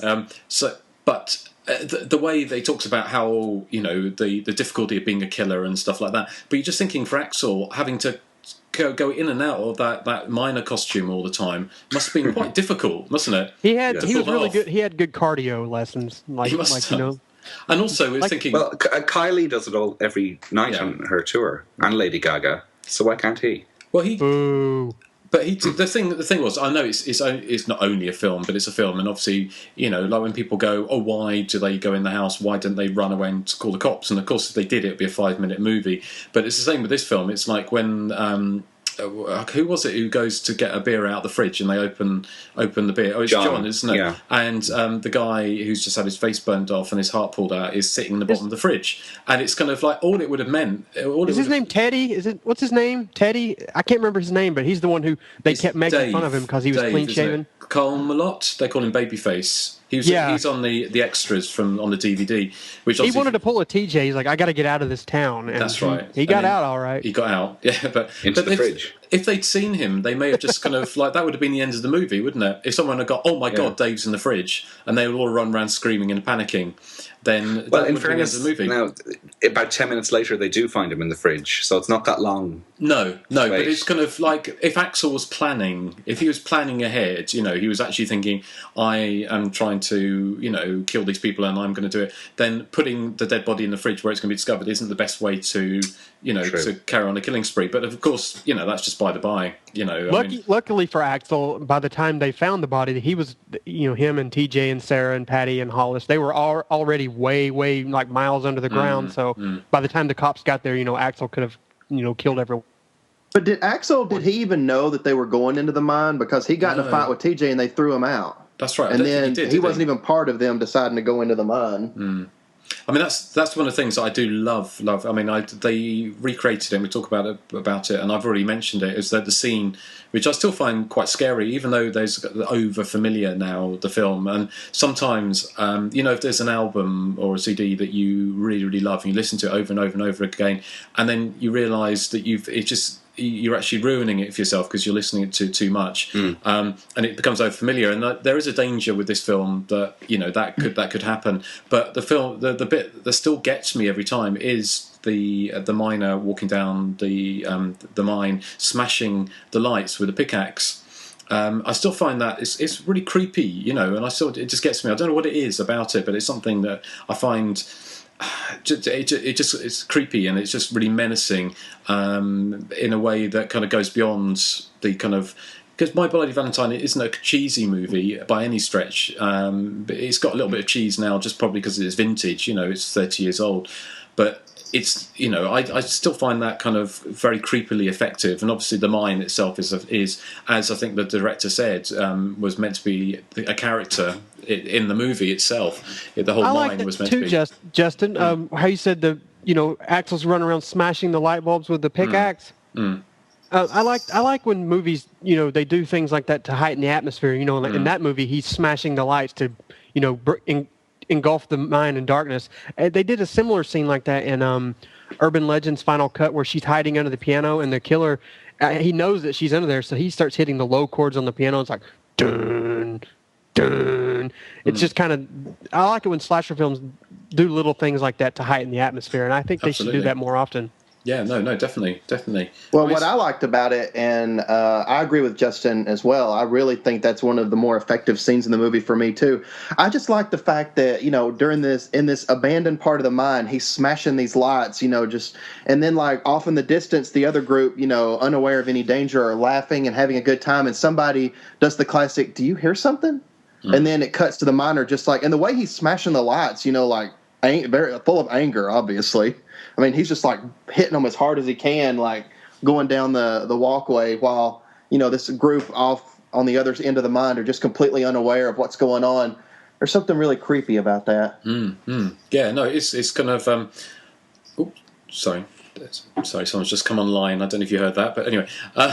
So was that Gilbert? It wasn't Gilbert. No, but he's back on my lap. But does Gilbert have Skype? It's actually Leslie Donaldson's just come online. Maybe you should phone her. But that's why we mixing with celebrities, that we have sort of slash movie heroines just coming online all the time. But I was just trying to think if there's anything else I wanted to say about the film. One of the things that it did strike me actually, that I thought was quite unusual, but because I was looking for slightly different things this time, was the scene when they TJ and Axel are sitting in the car graveyard playing the harmonica, and they're all kind of like having beers and sort of talking about food and stuff. But it was just that although it's a red herring, it's got the subjective camera, the point of view camera, prowling around, looking through the cars, and I just thought how unusual it was actually to have like an all-male group under the gaze of subjective camera. Who was that? Is that someone's She cat? agrees. Sorry, I have a cat fight going on here. Well, that's you, Nathan, was it? Yeah, that was Whitey and Stripe swatting at each other. Oh God, it's nothing if not all action. This podcast. It's like Dynasty. It's like Dynasty. Yeah, no, Hot pussy action. exactly. I'll get Seabiscuit up here at some point. It's a cat, by the way, not a horse. My fish is here. Sorry, my fish is on the show. He's listening to me record. Dana Cannon. Yes, Dana Cannon, the fish. Oh, really? And Eric, what furry or scaly friends have you got? I live in a top floor apartment, so I can't have pets. As much as I love cats. What would you have? Cats. Soapy Steve? I'd have about 15 cats if I could, because I love cats. What about Soapy Steve? He's a pet. He's kind of a pet, yeah. He's gone. Didn't he die? He's a bit deflated these days, yeah. Oh. Yeah. You'll have to blow him up. Moving swiftly on. Yes, one thing was I can't remember, just because it doesn't make it clear, and I don't think it does this on purpose. Obviously, there's as an in-joke, I kind of guess, is the whole Moosehead beer right through the whole film. And I looked into this, and Moosehead is Canada's oldest independent brewery, and it's all the way through the film. But the film, in your opinion, because obviously what's probably Erik probably shares this, I would imagine, is that on this side of the Atlantic, sometimes it's actually a little bit difficult to work out the difference between an American and a Canadian accent. Thank you. Which I didn't want to bring this up because I wasn't sure if it was a touchy subject with Americans and Canadians. Well, it's really easy, actually. If you listen to when they say sorry, they say sorry. Sorry. Yeah. They do ooh instead of ah. But yeah, like they don't say about. Or yeah, like when Axel comes in and says, "It's Harry Warden. He's here. Everyone, get the fuck out." Okay. Yeah. But do you think the film was meant to be set in America, or was it meant to be set in Canada? Or do you think that movie is Canadian? Yeah, that book, They Came From Within, that I was reading recently, calls My Bloody Valentine the most Canadian film ever made. Now, as you say, Justin, to me, it's very difficult to tell the difference between Canada and America unless it's California or something like that, and it's obviously America. But it doesn't seem. I don't know what makes it particularly Canadian. So, well, apart from the Moosehead beer, is obviously that seems to be a nod. But I just wondered when the film came out whether or not it was promoted to American audiences as an American film, or because there's no Canadian flags there, is there? It doesn't say how Valentine's Bluffs is in Canada, does it? It doesn't really mention that.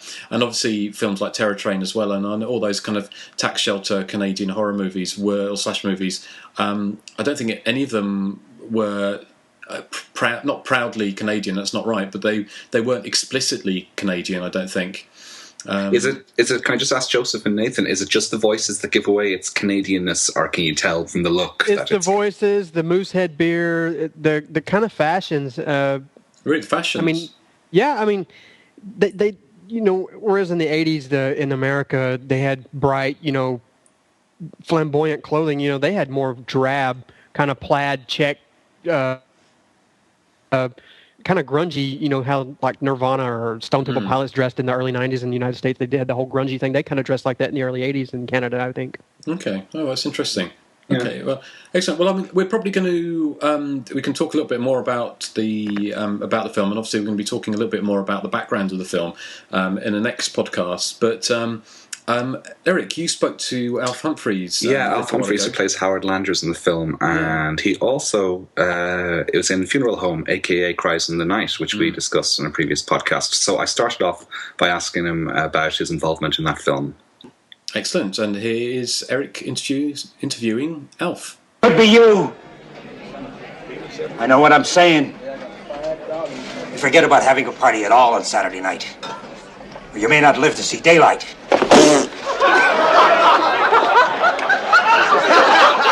Laugh now. But you'll be sorry you didn't listen to me.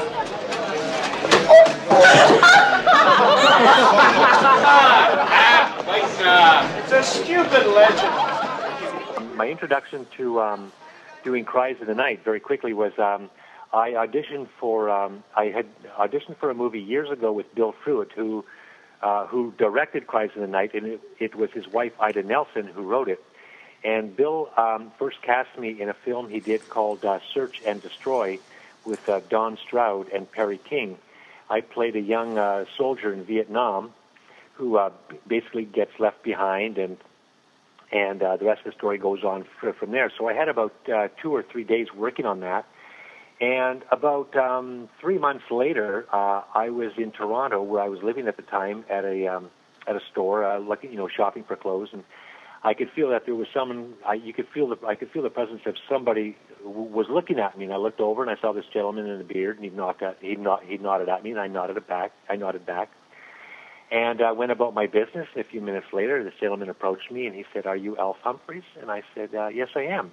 He says, "Oh, I'm Bill Fruitt. I directed you in Search and Destroy." And I went, "Oh my gosh, Bill! Of course, I didn't recognize you with your beard, And he said, "Well, listen, we were very happy with the performance you gave us in that show, and I'm going to be directing another film next summer, and I wondered if you would mind, if you would be interested in auditioning as one of the lead characters." And I said, "Well, of course, Eric, you can imagine, Eric, I was thrilled. I was just starting my career." And so I did the audition the following, months later, and he cast me in Cries in the Night as the young police officer. Then after doing that film, I was eventually, when was in Montreal doing a film called Gas, and that was with Howie Mandel. He was just starting out his career. He's a comedian out here, and he's very, very famous out here in North America. Anyway, I did that film, and while I was in Montreal, I was asked to audition for this movie called My Bloody Valentine. Now, at the time I was filming Gas, Keith Knight, who played Hollis, was also in Gas, and Paul Kellman was in Gas as well. And there may have been a couple more people, I can't remember at this point. But we all ended up auditioning for for My Bloody Valentine. We auditioned for George Mahalka and Bob Presner. And a short while later, found out that I was cast. And a few weeks later, myself and the cast were flown to Sydney, Nova Scotia. And the director brought in the male actors first because he wanted us to all sit down around the table and read the script. It was then called The Secret, and it was called that because George didn't want anyone to know who the I'll say the killer was, if that's okay, which was eventually played by Neil Affleck and Peter Kelper as the stunt double. And it was called The Secret, and he wanted us to do a little bit of improvising to kind of create a flavor and for us to all get to know each other. But he also wanted some of us to go down into the mine itself, our working mine in Sydney Mines, or in Sydney, Nova Scotia. And I was accidentally chosen to go down there. It was a mistake. It was supposed to be one of the other actors, but I ended up going down with a few of the cast members like Paul and Neil, etc., and to get the flavor of what it was like to be underground and to understand the dangers, the ramifications of if something went wrong. And it was quite an eye-opener. And so from there, we come back to surface now, Eric, and we start working on the film. Was it a fun film to work on? It was a lot of fun to work on, and George left a lot of room for us to to improvise as well too with our dialogue.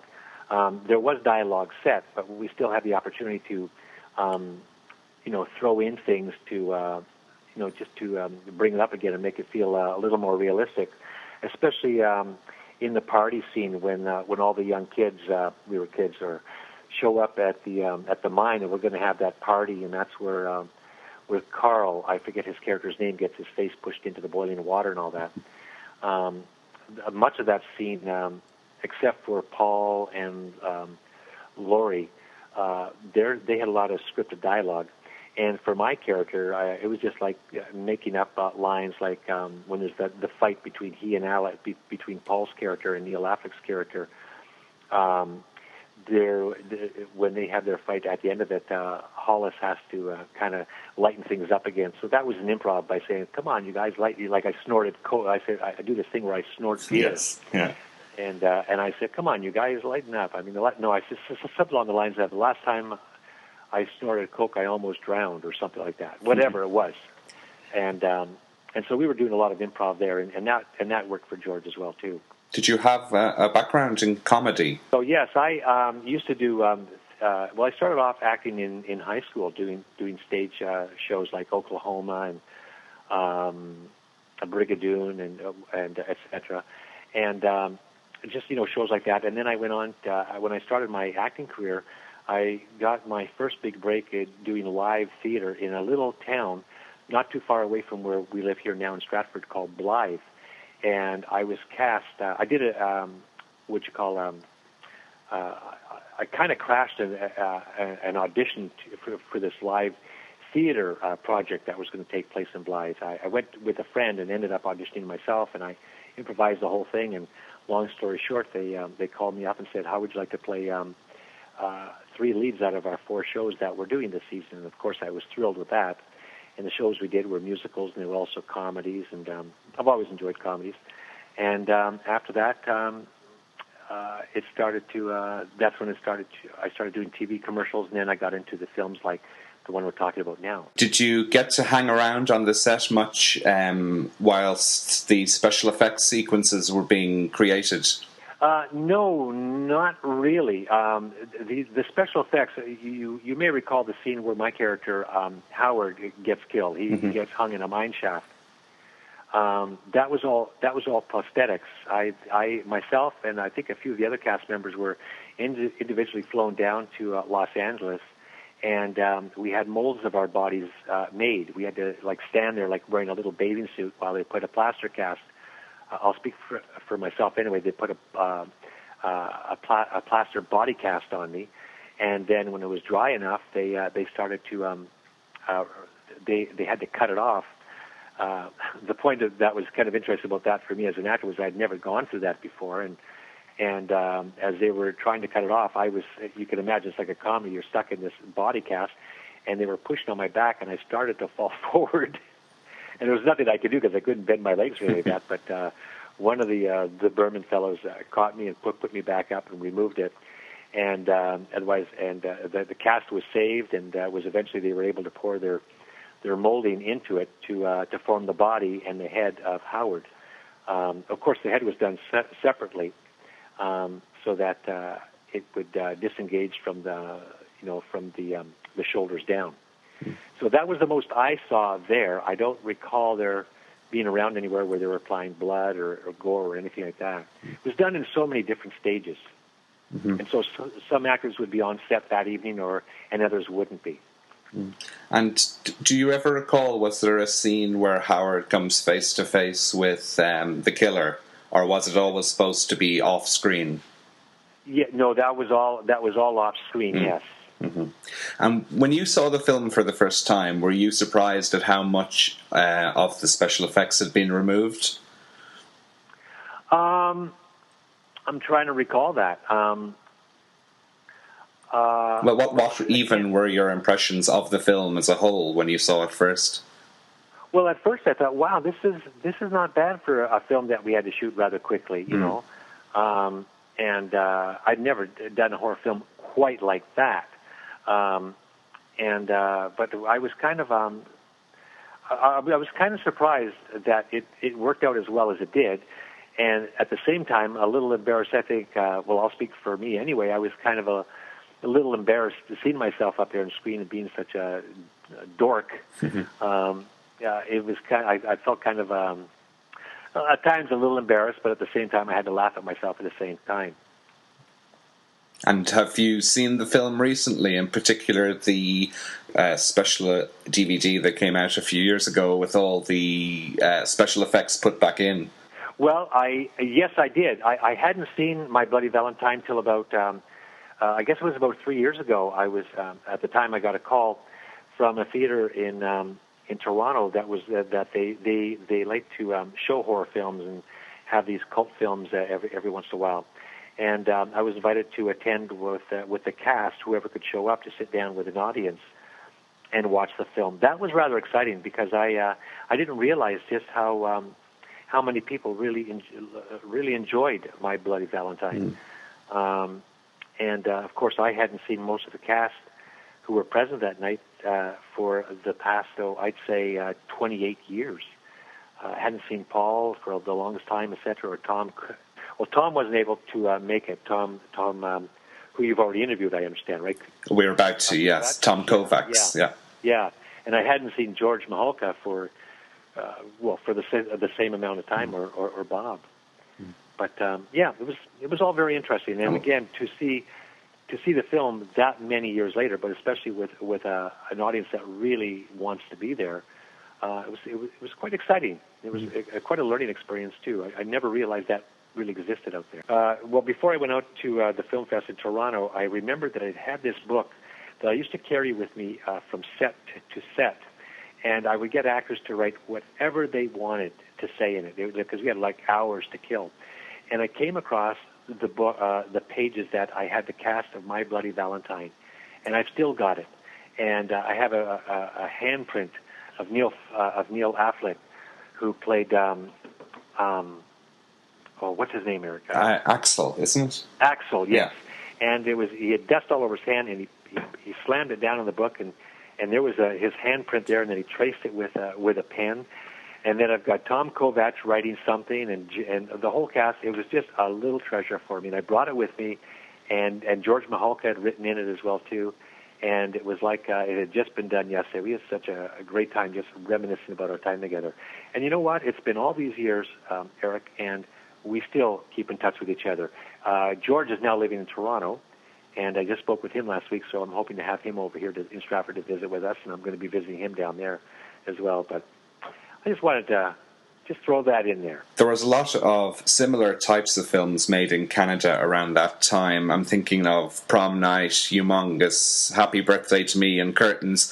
Were you ever approached to appear in any of those films, or did you audition for any of them? No, I didn't audition for them. At the time when I was doing Gas, the one I mentioned with Howie Mandel, Terror Train was being filmed, and I believe Happy Birthday to Me was being filmed at the same time. Mm-hmm. So you were too busy, yeah. Yeah, and I bet if you went on Google, you'd probably find out they were probably all done in the same year and probably around the same month as well. Yeah, they were all 1980, 81, even though some of them didn't get releases till a few years later. That's right. Yes, and then and you say 1981 because after that, I went out to Vancouver and I shot what I thought was going to be a horror film. It was called First Blood, and that was with oh yes. Stallone. Very famous 80s film. Yes, and one that's been very, very good to me through the years. Oh, very good. Yeah, it was a great film to work on there as well, too, with a great cast, Mm-hmm. After doing Funeral Home and My Bloody Valentine, did you make a conscious effort to move away from horror to avoid being typecast? No, not at all. I didn't do that at all. I just took whatever came along, and that's pretty much, I think, what most actors do, because you never know when the next job is going to happen anyway. And are you a fan of horror films yourself? No, I can't say that I am. I don't really watch horror films. Now, mind you, if I'm sitting down and the TV happens to be on and something's going on, I'll sit and watch. But I really don't go out of my way to rent them or to watch them either. And have your wife and children seen your appearances in the two films we've discussed? Well, it's funny you should ask. My wife's never seen Funeral Home or my son, and I haven't seen Funeral Home since probably the last time I saw it was shortly after it was aired. Mm-hmm. My son, he's 14 now. We sat down about maybe 3-4 months ago, along with another buddy of mine who had never seen it. And I said, okay, well, I've got a copy of it. Let's just sit down and watch. My son sat through it, smiling the whole time, and kind of, he glanced over at me to, just to, look at me like, I'm 57 now, and I was like 28, 29 back then. I'll say I was 28. And my buddy, the Macho Man, every time something happened, like my character would maybe slide down and scream, and this isn't the bottom line. the bottom of the mine, he'd jump out of the chair and scream. I couldn't believe it. He was very involved. I still laugh about that. He screamed like a girl. It must be very strange for your friends and family to see your death scene, in particular, in My Bloody Valentine. Well, it was strange for me because the first time, Eric, you never saw Hollis. You never saw Howard. You never saw Howard. Like, you never saw how Howard was hung, Yeah. Because he was hanging there, and then all you saw was they were climbing up there, and all of a sudden this body plops down on the ground. And of course, Laurie's character steps on it and screams and all that. But then when I saw the original take on it, where you see the neck stretch and then rip off from the body, that kind of caught me off guard. And I thought, like, it was rather realistic. We had a get together with the cast, like as I mentioned earlier, with the audience a few years ago, and they brought up a lot of very interesting questions. But the director George, he brought up very interesting points too. We didn't have the technology that we have now for making things look gruesome or we just didn't have the special effects. So like if they had to remove a scene, they had to literally cut the film. Do you know what I mean? Yeah. Mm-hmm. Where now it's all very, very high tech equipment that they can pretty much do whatever they want and create whatever they want.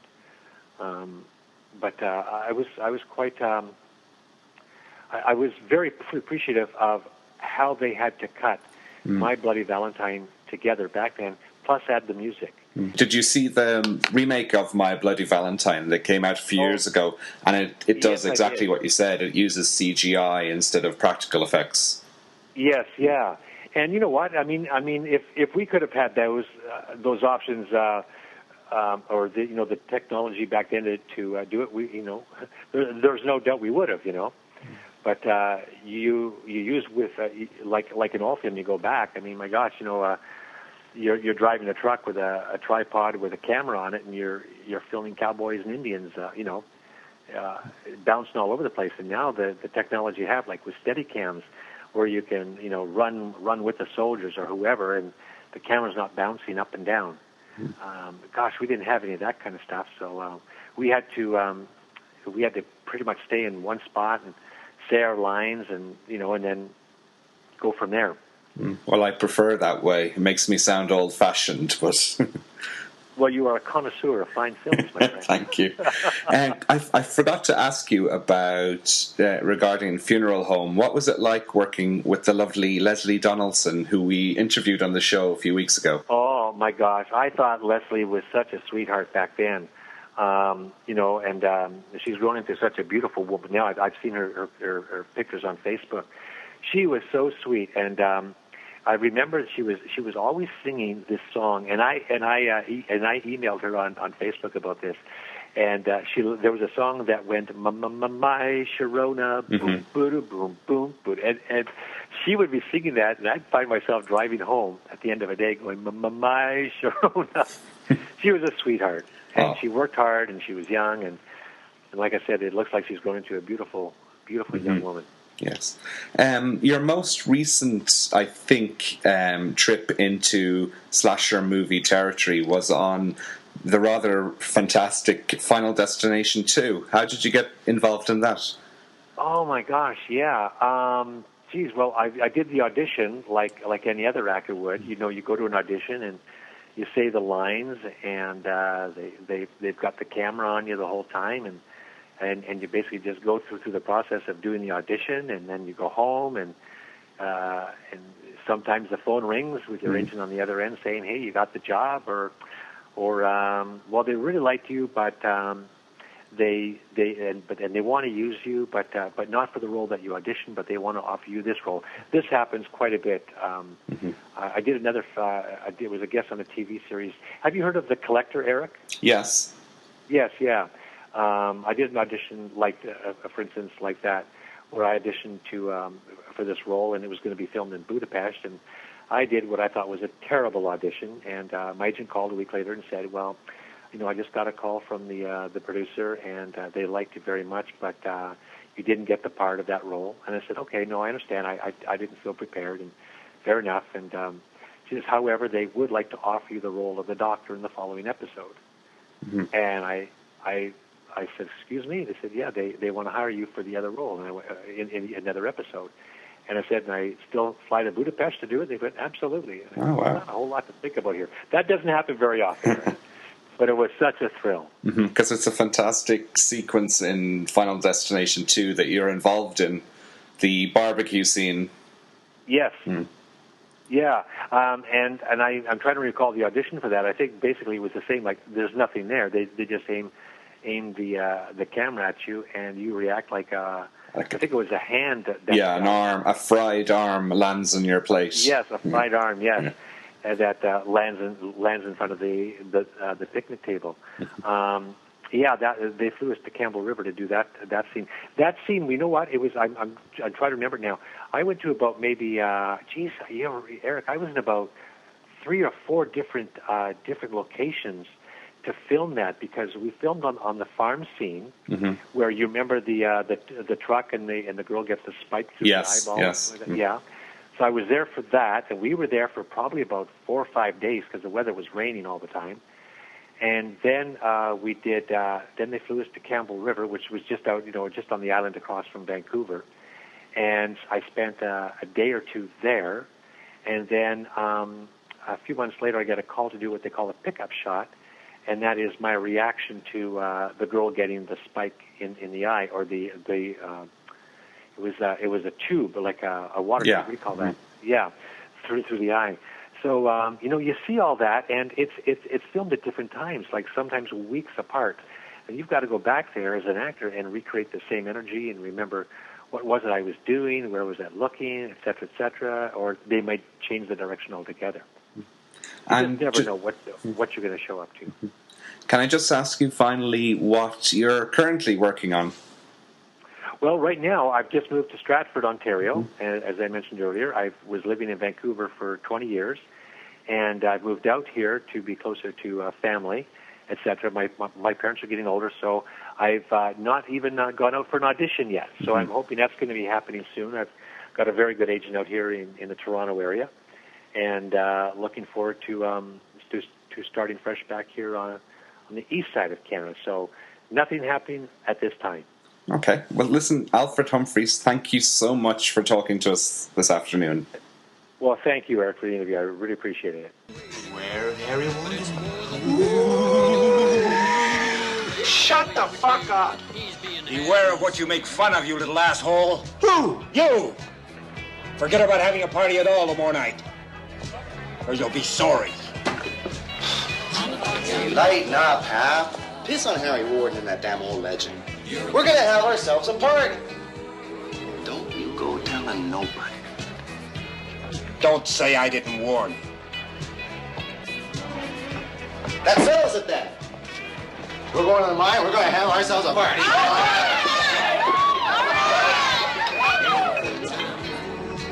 Assholes.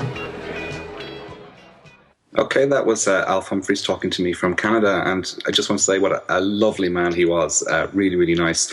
And I was watching, as I said, one of those convention footage things on YouTube, and one of the organisers said that he sent Alf Humphreys a message saying he's organising a My Bloody Valentine reunion and a screening at such and such a cinema in America. Would he be interested?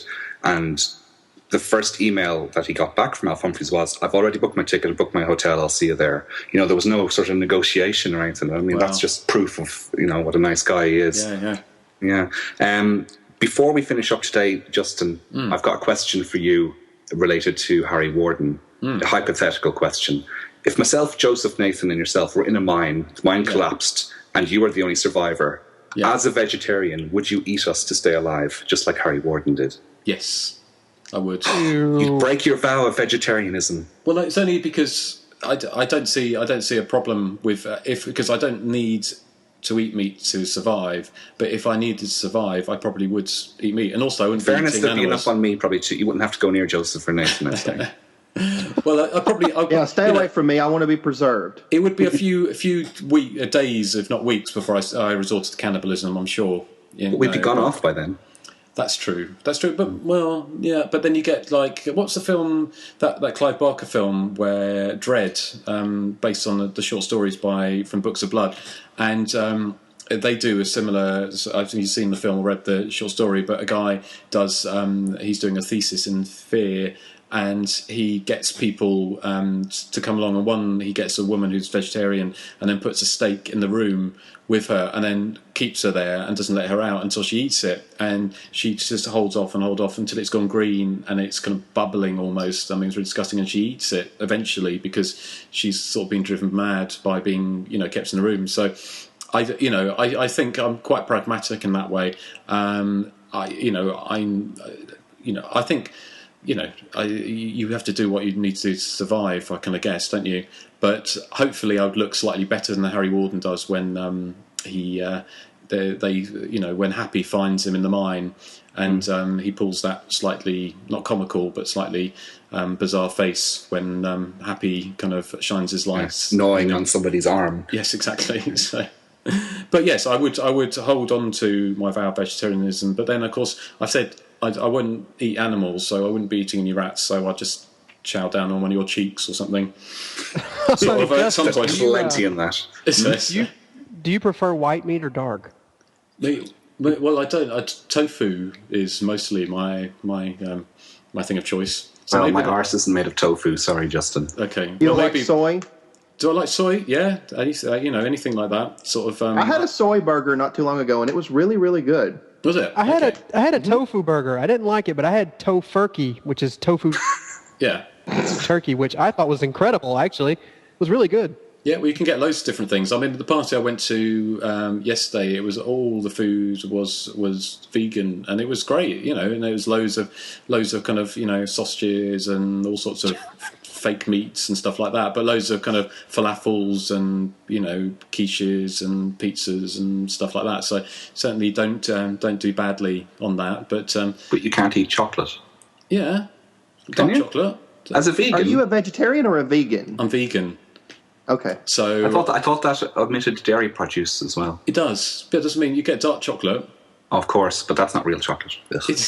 Dark chocolate sucks. No, yeah. But you can get. Well, I like dark chocolate, but also you can get vegan versions of Marathon, what they call like Snickers and stuff like that. And well, you can get like a vegan Mars bar and all sorts of stuff. So it's and they do bougie truffles, which are really really good.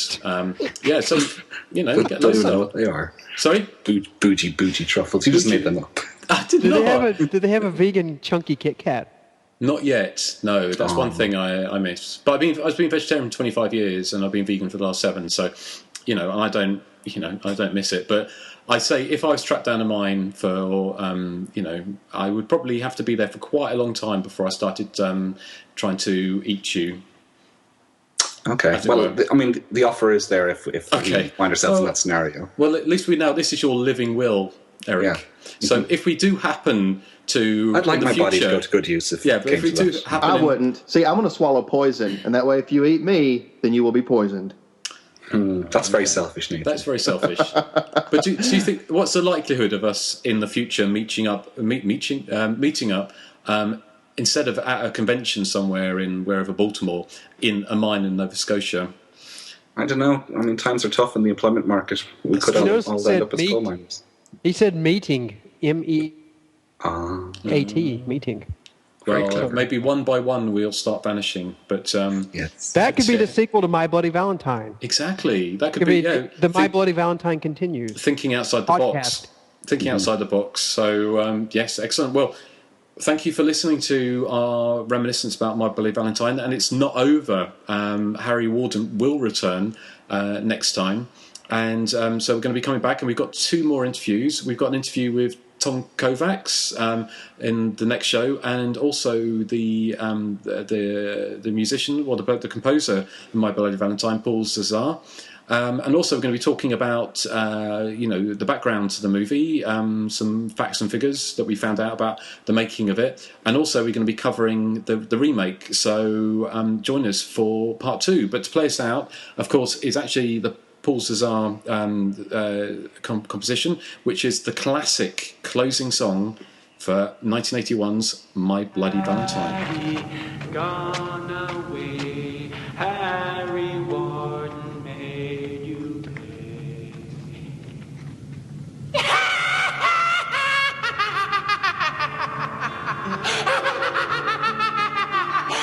Once upon a time, on a sad Valentine, in a place known as Honey Girl Mine.